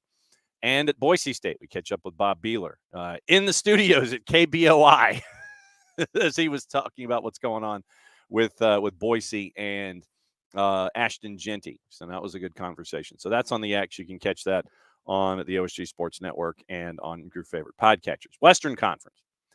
It is allegedly 9 o'clock starts. It's what it's listed as. We think it's going to be 9:10. But if it's 9 o'clock, then we wouldn't be surprised. I will. I'm trying to make time, but my Sundays are generally very busy. But I will definitely make time when Kennesaw State wins a football game, which should be in 2026, I think. Well, the show ain't going nowhere, but yeah, it was a long night. Neither is Kennesaw State, buddy. Yes, it was a long night in the midweek in Murfreesboro where get-in prices at Red Floyd were $3. We always talk about college football on a budget, and that was one of them this past week. Austin FC without Josh Wolf is a plus 125 at home, hosting Colorado, who's a plus 175. Your draw's a plus 305. FC Dallas, minus 122, hosting Sporting Kansas City. FCD's a minus 122, draws plus 305, Sporting's a plus 287. Now, Houston and LAG. Houston is a plus 106. That number has wobbled slightly. Draws a plus 218. LAG on the road in a game that means something is a plus 218. This one is what I think folks refer to as a line mistake. LAG a plus 218 on the road at Houston. That one I'm staring at. LAFC is a minus 417 at home against Jarrett's San Jose Earthquakes. FJF. You just want to go see a dead body. It's the only reason to go to this game. Yep, FJF at a plus 878, and your draw's a plus 564. Loons in all caps. Loons a minus 192. Draws plus 378 and plus 420. It's tricky, man. Like, all caps have been better-ish in the second half of the season. I still feel like them firing their coach after they literally did not give him much to work with. Oh, of course. And certainly didn't give him any depth. No. Carnell gets injuries, and then it's like, oh, by the way. And then he's fired because they didn't have much to begin with. They overachieved like a mofo last year. That is true. First time through the batting order. And then this year with injuries, like they didn't have much to work with. They didn't give him much, and then they fire him and they start bringing in guys, which is the kind of thing that creates jokers in this world. That will be his Joker moment, I'm sure. Minnesota, I think, can still drop into the wild card game if they lose this. That we'll go over that in just a bit, but yeah. So Minnesota, who has not always.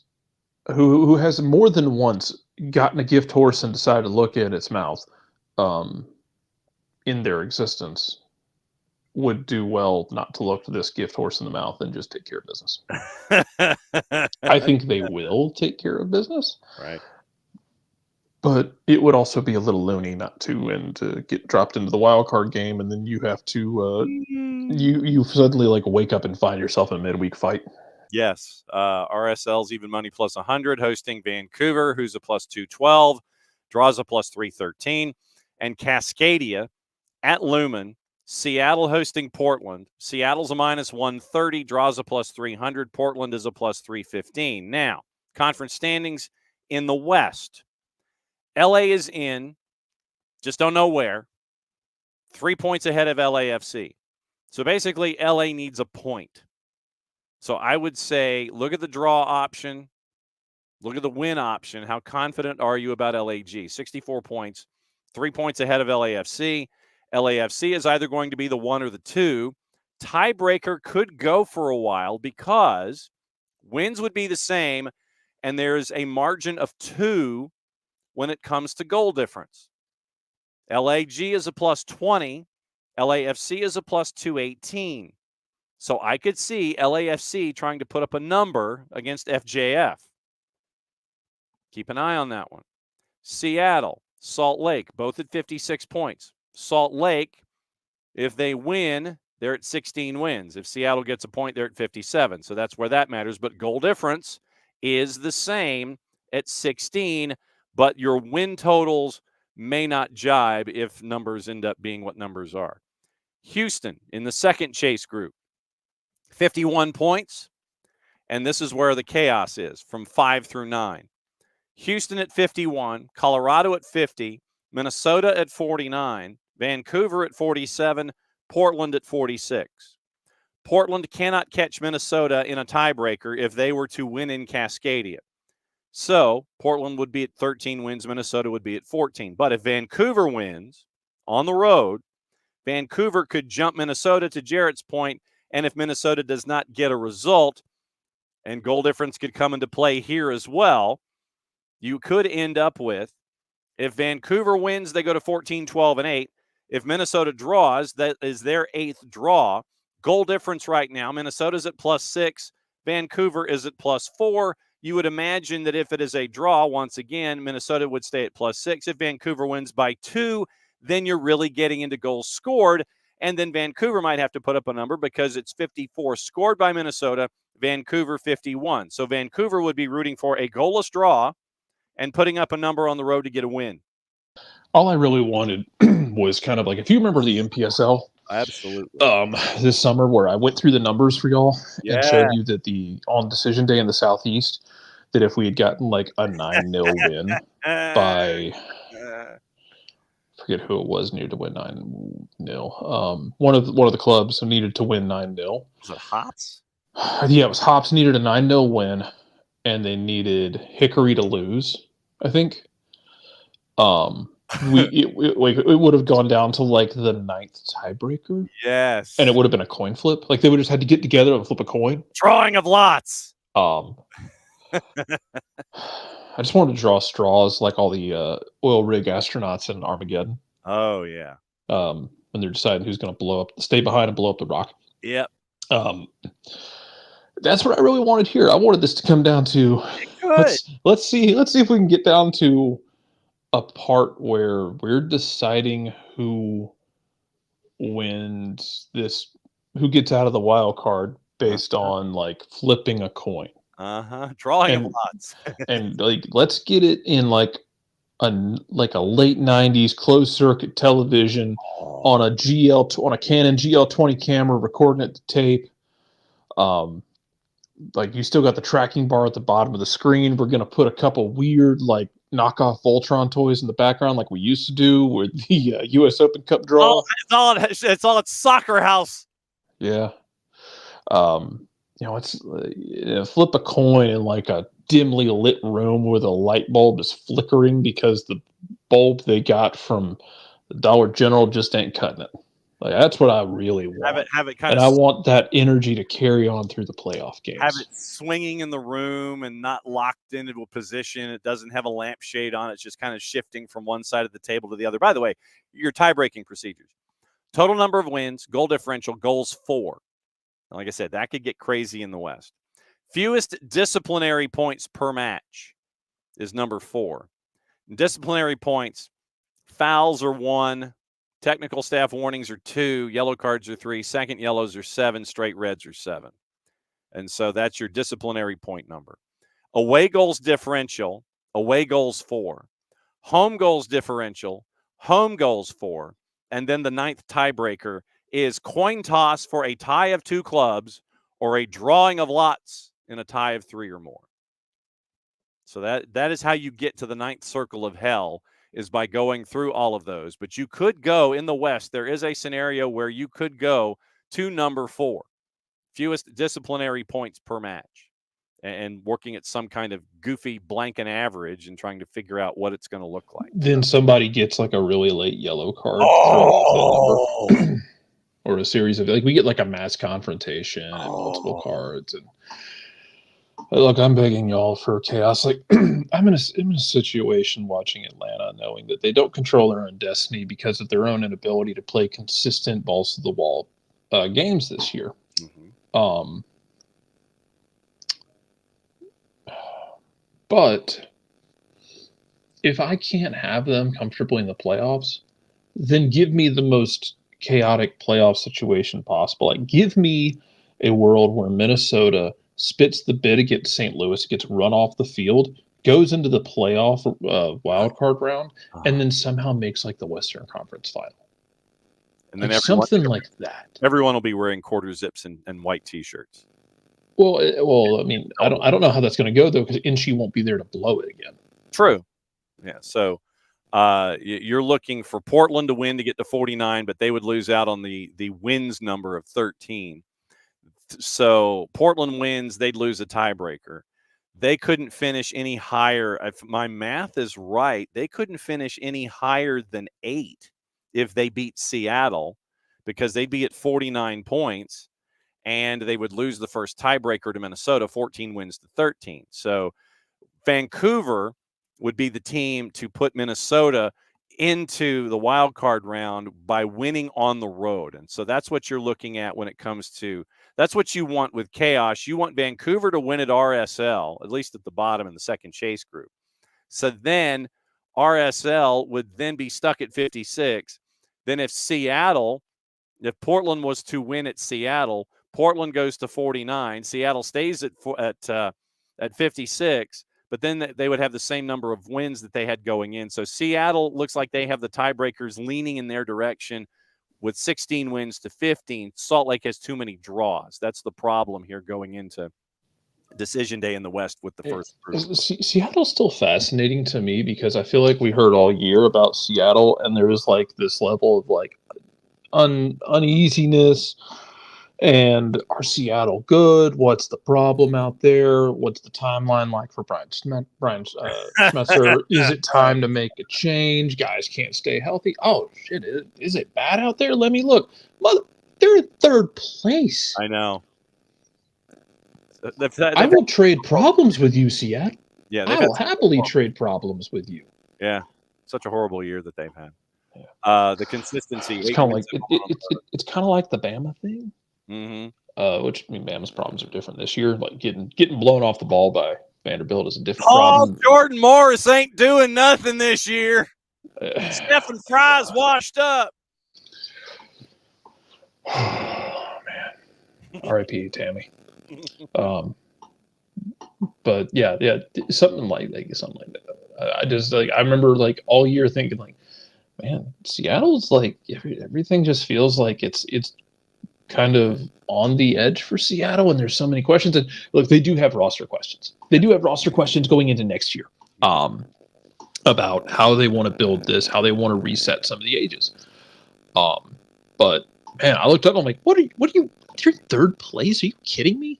I no longer care about your problems, Seattle. Yes, I know. I'm happy for you. Go ahead, John. Sorry. No, I no longer care. I'm right there with you. Yeah. You deal with your problems in the off season for now. Go try and prevent this weird kind of unspoken inevitability of a Traffico Western Conference final, and it feels like it's coming, but it also feels like MLS Digital is absolutely on board with it. Because they'll be able to. It's the same thing in baseball, man. Like it's that same thing of like, yeah, the what do you think the league wants? You know what the league wants? The league wants Dodgers and Yankees. Yes. You think Rob Manfred wasn't throwing a like a highball glass at a TV last night when Fry hit that walk-off for the Guardians. Sorry, not Tribe anymore. Hey. As one of the best last 2 innings of baseball I've seen in a couple of years, man. That was Noel came up and hit a ball out to the damn lake. Yes. And then Fry walks it off in the 10th. Jesus. Good job, Cleveland. Yes. I think the Mets are out of the Mets might be out of magic. Yeah. We'll see. If they come back from 3-1, then I will have been wrong. But they cannot hit a bull in the ass with a bass fiddle right now. No, then that's a big fiddle. The questions for Seattle involve Rui Diaz, Rusnak, João Paulo, club option on Cardoso and Leo Chu, as well as Andrew Thomas and Jonathan Bell in the supplementals. You have a lot of club options that are available, especially for 6 younger players. Obed Vargas, Jackson Reagan, Cody Baker still have a couple of years on them. But there are some decisions that need to be made. Backup keeper. Then you have club options for a couple of folks. And the biggest names that they got to stare at are João Paulo, Rusnak, and Rui Diaz. Rui Diaz, by the way, made just under 2.8 last year. So those are your aging decisions for Seattle. And apparently, by the way, Luis Suarez is debating coming back next year. Whose legs is he going to be using? Because not his own. Probably either Campagna's or Kromoski's. Let me get with Jorge Almataflo. How can we swing that? No, because Jorge's entire belief of his entire belief of criticism of Campagna is be predicated in this instance of what's the best use he has for Miami. Well, we cut his legs off and we grafted him onto Luis Suarez to buy a couple more years. Correct. That's the greatest contribution he could make to Miami. Yes. Benefit the collective, sir. How can I do that? How can I still be a part of this roster? We need your legs to give to Luis Suarez. So I know people have asked about, man, we should get a guy like that here. I'm like, if Miami really wanted to and put Campana up on the market in the league for trade, this wouldn't be the only town with people saying go get him, man. Hey, there are a number of clubs, I'm sure, and a number of fan bases would be like, bring Leo in here and nobody's going to say a word, man. Do it. No, absolutely not. And so that reminds me, since we're here on this number, what does that remind you of? He asked, terrified of the answer. Total cap allocation. This is courtesy of our friends at Spot Track, by the way. Total cap allocation, $41,677,000. Half of that's going to Lionel Messi, by the way. Messi is 2024 and guaranteed for 25. Busquets is now at 8 3/4 guaranteed for 25. Mm-hmm. Suarez has a club option. Jordi Alba has a club option. They're each at $1.5 million. Nicola Frere is out of contract this year. Thanks for dropping by. Let's see. Gressel's got a couple of years. Kritzhoff's got a club option. Campagna actually has 3 more years under contract as a DP, given salary just over $720,000. Jump on that ish in a second. Facundo Farias at a U22 is a couple more years under contract. Matias Rojas has a couple of club option years attached. Diego Gomez a couple of years. Tomas Avalos a couple of years. Drake Callender has 1 more guaranteed. Weigand has a club option at the end of this year. Emerson has a loan until June and then a club option as a U22. They have like 9 gazillion U22s. They have 5 U22s currently on the roster. 5. Negri has a club option. Robbie Robinson's out of contract. Redondo has a couple of years as a U22. CJ Dos Santos as a backup keeper has a club option for this year and next, and Ryan Saylor is out of deal. Okay, now, homegrowns. Ian Frey has a club option for next year. Kromoski re-signed. Noah Allen has 1 more guaranteed year, then club option. Yannick Bright, Leo Afonso, Cole Jensen, Lawson Sunderland, and Harvey Neville, who's out. They all have club options for next year with club options for subsequent years. And then David Ruiz is in purple as a TBD. And dead money with Ascona and Schneider Borgelin. Dead money, they have $183,000 in dead money with your 3 DPs being Messi, Busquets, and Campana. Let's see. A couple of TBDs when it comes to non-actives. Valencia, Morales, Boatwright under contract, Tyler Hall under contract, David Martinez is alone, and Oscar Ustari is also a TBD. And that's from our friends at Spot Track, by the way. And you can really go down a rabbit hole at Spot Track and get lost. You can get lost looking at Spot Track.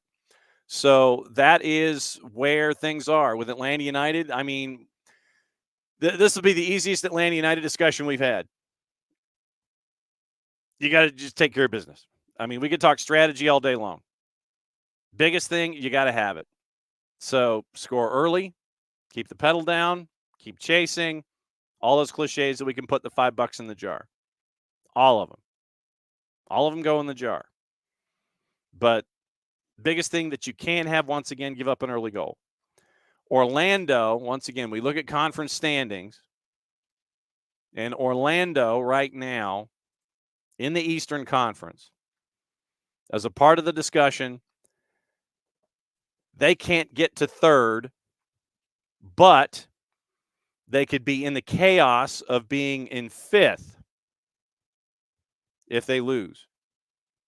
So that's the difference, and this is why Orlando has something to play for. Orlando could be the fourth home game, or they could be on the road.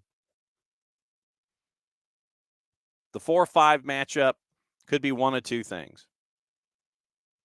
Orlando hosting NYC, NYC hosting Orlando. So that's why Orlando's got something to play for.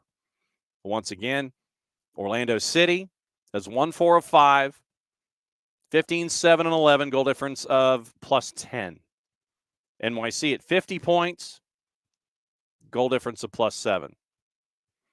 Like I said, there's more chaos in the Western Conference when it comes to third and fourth tiebreakers than there is in the East. But Orlando's going to be playing for something. So the game will be out of the blocks. It will not be something where you end up with a, Orlando could, in theory, play for a point if they wanted to. They could go for a kickabout because let's say NYC wins, 53 points, 15 wins. It goes to goal difference. And unless NYC wins by a large margin and it makes up that 3-goal difference going in, NYC'd have to put up a number in Montreal. So Orlando's going to be playing for something. 4 teams, 2 spots at the bottom. Positioning 4, 5, 6, 7. That's what's going on in the East. Positioning in the West short of the first couple of spots. The 1, the 2, the 3, and the East are locked in. Positioning 4, 5, 6, 7. And the 8, 9. That's what's going on in the East. In the West, they're trying to figure out the 1, the 2, separately within their own fight, the 3 and the 4, and then the chaos of 5 through 9. This has definitely been a personality flip of these two conferences here in 2024. Ref assignments, we'll get into that. We'll keep an eye on who's in the middle, who's doing what, and who is where, and what kind of a match to expect. MLS assignments for week 38 from our friends at Pro. We'll go through the matchups and see if there's any crossover of interest when it comes to who's in the middle, who's on the edges, and what it could look like. Because no, you don't want it to come down to a particular moment and a particular crew and a particular center ref. But you never know. Fire in Nashville, John Freeman in the middle, Fotis Bazakis is your 4th. Jair Marufo is at DC and Charlotte. Okay. Corey Rockwell is your AR. Ismail Elfath is your VAR. Alexis De Silva has Messi and friends on the Revs. Jeff Gamble's your VAR. Alan Chapman is in the middle for CF Montreal and NYC. Edvin Jurasevich is your VAR. Red Bulls and Crew, Guido Gonzalez Jr. in a game that means nothing for Crew but means a lot for Red Bulls. So Guido Gonzalez Jr. is in the middle. Soren Stoichka is your VAR. Rubiel Vasquez is in the middle for Orlando and Atlanta United at Inter & Co. Kyle Atkins and Jose De Silva are your ARs. Your 4th is Marcos de Oliveira. Kevin Terry Jr. is your VAR. Tom Supple is your AVAR. Philadelphia and Cincinnati get Joe Dickerson in the middle. Sergi Boyko is your fourth. Daniel Radford is your VAR. Keep the people's eyebrow attached to that one. That's your 6 o'clocks. 9 o'clocks, in theory, unless it's 9:10. Chris Penso is in the middle for Austin hosting Colorado. Remy Touchon is your fourth. JC Rivero is your VAR. TJ Zablocki is your AVAR. Ekaterina Koroleva is in the middle for FC Dallas and Sporting. Catherine Nesbitt is the AR. Drew Fisher is your fourth. Edvin Jurasevich is your VAR. Drew Fisher is your fourth. Edvin Jurasevich is your VAR. Renee Parra is your AVAR. Rosendo Mendoza is the man in the middle for Houston and LAG. Brooke Mayo is your AR. Ben Pilgrim is your AR2. Timothy Ford is your fourth. Michael Radchuk is your VAR. Tom Supple is your AVAR. Pierre-Luc Lazier is LAFC in San Jose. Felicia Mariscal is your AR1. Eduardo Jeff is your AR2. Sergei Demyanchuk gets to travel from one end of the world to the other to be the fourth. Jorge Gonzalez is your VAR. Mike Kampmeinert is your AVAR. Lucas Zapala is in the middle for Loons in all caps. Malik Badawi is your fourth. Yunus Marakchi is your VAR. Craig Lowry is your AVAR. RSL in white caps, Armando Villarreal is the man in the middle. Carol Ann Chenard is your VAR. Joshua Patlak is your AVAR. And Ismir Pekmich is in the middle for Cascadia. Seattle hosting Portland at Lumen. Logan Brown, Gianni Facchini are your ARs. Victor Rivas is your fourth. Kevin Stott is your VAR. Victor Rivas is your fourth. Kevin Stott, your VAR. Joseph Batko is your AVAR. So that's your rundown of your officiating crews for Decision Day here in 2024. Conference quarterfinals in MLS Next Pro, and all of those are on Sunday. Once again, tomorrow we will have your look at the matchup specifically and what it's going to look like and who made it in, who got what where. We'll look back at some of the big matchups from the tail end of the regular season. They got a week to think about it. They had the draw on the YouTube channel for MLS Next Pro, and it's Pick Your Opponent, the PYO show. And the way that I thought it was going to be somewhat chalky in the East and not in the West. It was flipped. Fire 2 and Orlando City Bees at 3 o'clock on Sunday afternoon. All Caps is hosting LAFC 2 at 3 o'clock at City Park. Ben Regal, who we have seen with MLS Next Pro this season, is the AR2 in that one. Joshua Encarnacion is the man in the middle. Sean Tahini is your fourth. Union 2 and NYC FC 2 at Subaru Park. Nabil Ben Salah is your ref for that one. The Town and Dynamo Dos at St. Mary's. Mohammed Hassan is in the middle at 6 o'clock Eastern. FC Cincinnati 2 and Crown Legacy is on the campus of Northern Kentucky at 7 Eastern. JC Griggs is in the middle for that. Messi and Friends 2 and Crew 2, probably one of the big matchups of the weekend at Chase. At 7 o'clock Sunday night, Elvis Osmanovic is the man in the middle there. North Texas SC and Vancouver at Choctaw at 8:30. Lorenzo Hernandez is your ref for that one. And then Tacoma Defiance and Ventura County are at Starfire, 10 o'clock Eastern. Alexandra Billetier is in the middle. Sorry about that. Darren Bondi, Matthew Schwartz, and Laura Rodriguez is the fourth. So those are your matchups for that one. Going through some of the other news and notes, there's some stuff going on in the Premier League. Remember, they're back at it this weekend as well. And Evangelinas Marinakis, the owner, and let me know if you're surprised by this. Evangelinas Marinakis, by the way, has been sanctioned for behavior in the tunnel, and it has been a 5-match suspension. A 5-match suspension for Evangelinas Marinakis. And, of course, Nottingham Forest is going to appeal. I know that you're all stunned and shocked by that. So Evangelinas Marinakis continues to add to the list of grievances that he has against the Premier League, and continues to lash out in the ways that he lashes out. Eric Ten Hag apparently had his press conference involving the matchup this weekend, And he was none too pleased with the response from the local media, by the way. Ten Hag was asked about his future. He was asked about a bunch of things. And he said, the noise is only coming from some of you in the media creating stories and fairy tales and bringing lies. Erik ten Hag, he's slightly angry this morning. Journalists didn't believe me. I saw the reports. Of course, we are unhappy with the position where we are. Ultimately, internally, it is quiet and composed. We stick to the plan and are very convinced it will be a success. So Erik ten Hag this morning, our time, at his press conference, says, quote, the noise is only coming from some of you in the media creating stories and fairy tales and bringing lies. Journalists didn't believe me. I saw the reports. Of course, we are unhappy with the position where we are. Ultimately, internally, it is quiet and composed. We stick to the plan and are very convinced it will be a success. Yikes. Eddie Howe decided he went public and said that he was not interviewed for the England job. The FA came public and said, well, we talked to 10 folks. Whether talk and interview are the same thing, that's entirely different. We don't know if that's the case. Eddie Howe says he was not interviewed. I was not. There was no contact from the FA. England have to do what's right for them. Only they'll know the processes they've gone through. For me, it's about Newcastle. I remain 100% focused.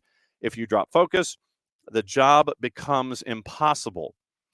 And there is a there is a press conference once again that was out there involving Sean Dyche and Wayne Rooney separately. They did not have a together presser. But Sean Dyche brought the concern to the table about the pathway for coaches and wondering, okay, so then the Thomas Tuchel appointment shows that the FA coach pathway is pointless. Chris Bascom at The Telegraph. Sean Dyche has questioned the FA's commitment to its own coaching pathway following the Tuchel appointment. Dyche said the system was pointless if the coaches working within the structure at St. George's Park were not considered the right profile for the top job. He suggested Lee Carsley's promotion from the U21 manager to take the senior position full-time, following the example of his predecessor, Gareth Southgate, would have reflected a more successful policy. Sidebar. Carsley said he didn't want it and hoped to be going back to coach the U21s, if I remember Carsley correctly, in a press conference situation after sending out conflicting ideas and folks wanted to get it straight. Carsley's like, I have 3 windows. I'm hoping to go back to be coach of the U21s. So I don't know why Sean Dyche felt compelled to use Carsley as an example, other than the fact that Carsley is the man in charge in these windows. Quote from Dyche. For all we know, Lee Carsley might have been so close to getting it, but all I would ask is, are those coaches at the younger age levels already considered the right type to manage our national side? If not, then it's going to be difficult to develop them to be the one who is the leader of the gang. Everton's coach is only one of 4 English managers working in the Premier League. Alongside Howe, O'Neill, and Russell Martin, Dyche said he did not apply to be England manager, but was intrigued as to how youth coaches were being developed to make the step up. Quote, I haven't been in the FA as regards to doing my badges for a number of years now, but I do go back in to do talks and things like that, so I'm not quite sure what the up-to-date is on that. The only question I would ask is, and I know it's not as literal as this, but is the coach of the U16s, whose job has a delicate edge for that age group, made of the stuff that you can see them going all the way through the system to become the England manager? I'm not saying if they are or not. I don't know those coaches, but if it is a different job, then how do you get people through the system internally? This is today's required reading. So I will post it in the timeline, but using the Carsley example, Sean Dyche might not necessarily have chosen the correct individual. And at the end of the day, who says that a coach that goes through the U system, the academy system, can't go take a professional job someplace else? If it's not a national team job, can it be a professional job? But I don't think that using Carsley was the proper example, considering Carsley had admitted that he was hoping he was going to go back to be the coach of the U21. So that's the Sean Dyche press conference wondering about the pathway when it comes to coaches and coaching and such. Nuno and Gibbs White have been handed bans by the FA for misconduct that goes along with the Marinakis 5-game stadium ban, unable to attend any game home or away until late November. And yes, they appealed. Nuno also hit with a touchline suspension in the club's latest brush with the FA. Initially charged Marinakis with improper behavior around the tunnel area after the final whistle of a match, which left the club angered by a number of refereeing decisions. I think we can figure out which one that was. So that was the Fulham match. They actually did go public with that. So after the game, a senior club source warned that poor refereeing standards are damaging the Premier League. The ban is regarded as a huge punishment. The owner can't sit in the owner's box as a huge punishment. And according to Ben Jacobs, they're already appealing. Marinakis' ban is the longest in English football since Leyton Orient president Francesco Becchetti was suspended from the stadium for 6 matches after found being guilty of violent conduct. Latest sanction, second inside a week from the FA following the £750,000 fine for the post on social media made after last season's defeat to Everton. Nuno banned from the touchline for 3 matches, fined £55,000, charged with misconduct following the draw with Brighton. Morgan Gibbs White suspended for 1 match after comments and acting, quote, in an improper manner following his dismissal at the Brighton match. Contentious dismissal of Gibbs White was the sparking point for all of this. In a subsequent review, the key match incidents panel split 3-2 with the majority regarding the second caution as incorrect. But you still, for Gibbs White's activities after, still give him a 1 year. 1 year. Wow, one match suspension. So let's see. Is there any other stuff here? Okay, let's see. Oh, let's do Premier League juice boxes. Actually, let's do gossip, rumor, and innuendo because we're now in plus time. Sorry. All right, so gossip, rumor, and innuendo, and then we'll do what to watch for your Friday to get you ready for the weekend. Remember, 6 o'clock, 9 o'clock. And that means that the pregame at 92.9, the game on the Odyssey app, is 5 o'clock Eastern time. And it'll be an hour of the full-time report after. So keep an eye on that. 92.9 the game on the Odyssey app, 929thegame.com. Your gossip, rumor, and innuendo, Pep Guardiola could sign an extension to his contract even if the club loses the legal battle, according to The Athletic. Sporting's Ruben Amorim, Bayer Leverkusen's Xabi Alonso top Manchester City's list to replace Guardiola if he leaves, 4-letter paper. Liverpool have accepted Trent Alexander-Arnold will not sign a new deal, looking to negotiate a sale to Real Madrid in January. Barcelona Bayern also interested in Alexander-Arnold. Manchester City's pursuit of Wolves left back Ryan Ait-Nouri has been boosted by the appointment of Hugo Viana as sporting director, 4-letter paper. Barcelona rejected a €250 million offer from PSG in the summer for Lamine Yamal. Arsenal, City, among the admirers of Atalanta midfielder Charles de Ketelaere. United boss Erik ten Hag keen to sign Frenkie de Jong in January. Manchester United also interested in RB Leipzig and Slovenia forward Benjamin Sesko. Leverkusen's Jonathan Tah. Bayern Munich's Alphonso Davies. Lille's Jonathan David being tracked by Barcelona. Real Madrid have lined up Bayer Leverkusen's Jeremy Frimpong as a target if they can't sign Alexander-Arnold. Chelsea's Cesare Casade has been advised by Italy U21 boss Carmine Nunziata to consider his Blues future in January if he isn't getting game time. That's from Rai Radio. I have to slow down. It says New England boss. You got to slow that down. New England boss Thomas Tuchel could make approaches for staff currently at Chelsea as he wants to assemble a new backroom team that he trusts, 4-letter paper. And Liverpool and Rangers winger Ryan Kent, former Liverpool Rangers winger Ryan Kent, had his contract terminated by Fenerbahce after falling out of favor under Jose Mourinho. So that's your gossip, rumor, and innuendo. And always be careful of your headlines and what you read in them. Now, I'm only going to do soccer on TV today, what to watch, where to watch it, how to watch it. Fix your fantasy teams. If you have not for the last go round on decision day in the SDH League at MLSsoccer.com, orchestrated and run by our buddy Jason Wright of the Jason Wright Agency. Jason Wright Agency on Facebook, Jason Wright with a WAGEN on the 280-character app. If you are looking for needs to be met when it comes to your insurance needs, give a buzz to Jason Wright and the Jason Wright Agency. BN en Espanol, simulcasting Monaco and Lille at 2:45. If you don't have the BNs, where you can get Ligue 1 and everything in AFCON and the Turkish Super League, you can get that at fntz.co/soccer down here. And what you can do is get all the BNs, Liga 1 Max, Liga 1 Max Pro, CDO, For the Fans, Nuestra Tele, our buddy Nino Torres, and Gold TV. All the things. All the things. Trust me. All the things. Championship, CBS Sports Network, 3 o'clock. Leeds United, Sheffield United. That's going to be a barn burner. Deportes has La Liga, Alaves, and Real Valladolid at 3 o'clock.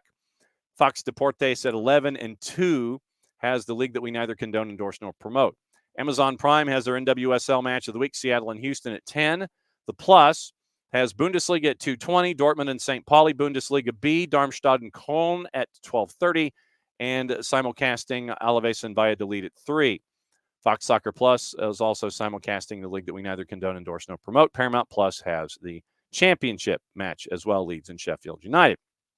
College soccer today. Let me see how much there is. A lot of men's action. Actually, a handful of men's action. So 12 matches on the men's side, ESPN Plus, Big Ten Network Plus, and it is the American is going on today. It is the Fun Belt that is going on today. State and Southern at 7:30 on the men's side, as well as Marshall and Coastal, Belmont and UIC, Charlotte and Tulsa, and late night Gonzaga, Oregon State, California, and Portland. Women's action, and there's a lot of it today, starts at 3 o'clock in the Fun Belt, Marshall and Coastal. SEC Plus, Vandy and Florida's at 3:30. You've got Big Sky. You've got Big West. You've got more Sun Belt tonight on the women's side. South Alabama, Georgia Southern at 5 from Mobile.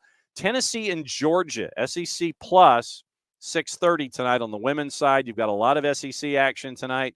You've got, once again, a whole lot of AC. You've got Sun Belt. You've got all of that going on. You've got Southland Conference, SEC Plus. It's going to be very, very busy with all of their action going on the women's side tonight. And you've got, once again, Southland, Lamar Houston Christian, Big Sky, and Big West at 9 o'clock and 10 o'clock, and that gets you through what to watch today. As always, great to have all of you here. It's decision day. If you can be near a device, if you're going to see the purple team, please be safe to do it. We want you back here on Monday where we'll talk about it all, and we will discuss everything. In the queue, speaking of Atlanta United, yesterday we caught up with the Director of Methodology, Javier Perez. It's a great conversation, and keep an eye out for that on the weekend, in addition to all of the other programming that we have across the board. And the previews, once again, USL Championship, USL League One, they'll be out later this afternoon. Our Copa Libertadores show with our buddy Howard Hamilton from Soccer Metrics, that will be out today as well. Keep an eye out and ear out for the Soccer for US POD episode 99. And they've got 99 episodes, and the pitch ain't one. So there's that. So a lot of programming coming up on the web and on the network. Keep an eye out on all the social medias, and we'll keep you posted when it comes to the Football Content Awards. Obviously, thanks to everybody who was a part to voting in all of that with us and getting out your slingshots and your stones to try to give us a puncher's chance against the other 9 worldwide nominees in that competition. Humbled that we are part of the 10, humbled that you guys were voting for us as well, and stuff in the ballot box, because that's 50% of the vote. We'll see what the judges have to say. Don't know, like I said, if there's going to be any final finalists or anything like that. And if there is, then we're going to London. But obviously, if it's like less than 2 weeks out and we still haven't heard anything, we're going to be here, and we'll watch, like you guys, the Thursday before Thanksgiving, week before Thanksgiving Day, November 21st. And we'll find out what happens over there in London at Tottenham Hotspur Stadium. So for everybody here at SDH, thanks for dropping by as always.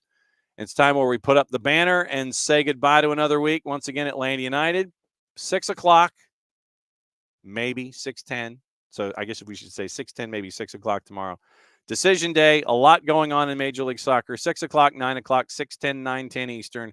And we'll be watching it with you. We'll talk about it all on Monday morning with Abe and Bart and everybody else. So for everybody here at SDH, play it safe. Enjoy your weekend. Please be safe. Be back at it again on Monday. And keep an eye out for us on the weekend. We got some academy stuff with Atlanta United. Maddie and I will be doing that tomorrow morning. It's Atlanta United against NYCFC. We'll talk about that as well. So see you tomorrow morning at atlutd.com. See you back here on the network across all the platforms on your Monday. Coach Platiel, play it safe. Time to get out of here for yet another week. The war was on. The keys on the typewriter had sharp points that kept sticking into our fingers. The dictating equipment started asking us questions, and our beepers sent electric shocks just through our body like a cattle prod. Out in the warehouse, the trucks kept banging into the docks, not even thinking about stopping. Oh, our frail bodies were strapped to the chairs, and our chairs were chained to the desks. Our pleas for justice were ignored, and the end seemed near. But we busted our slave drivers' little bitty balls. We've charged out of their brick fortress. The streets are ours because it's Friday.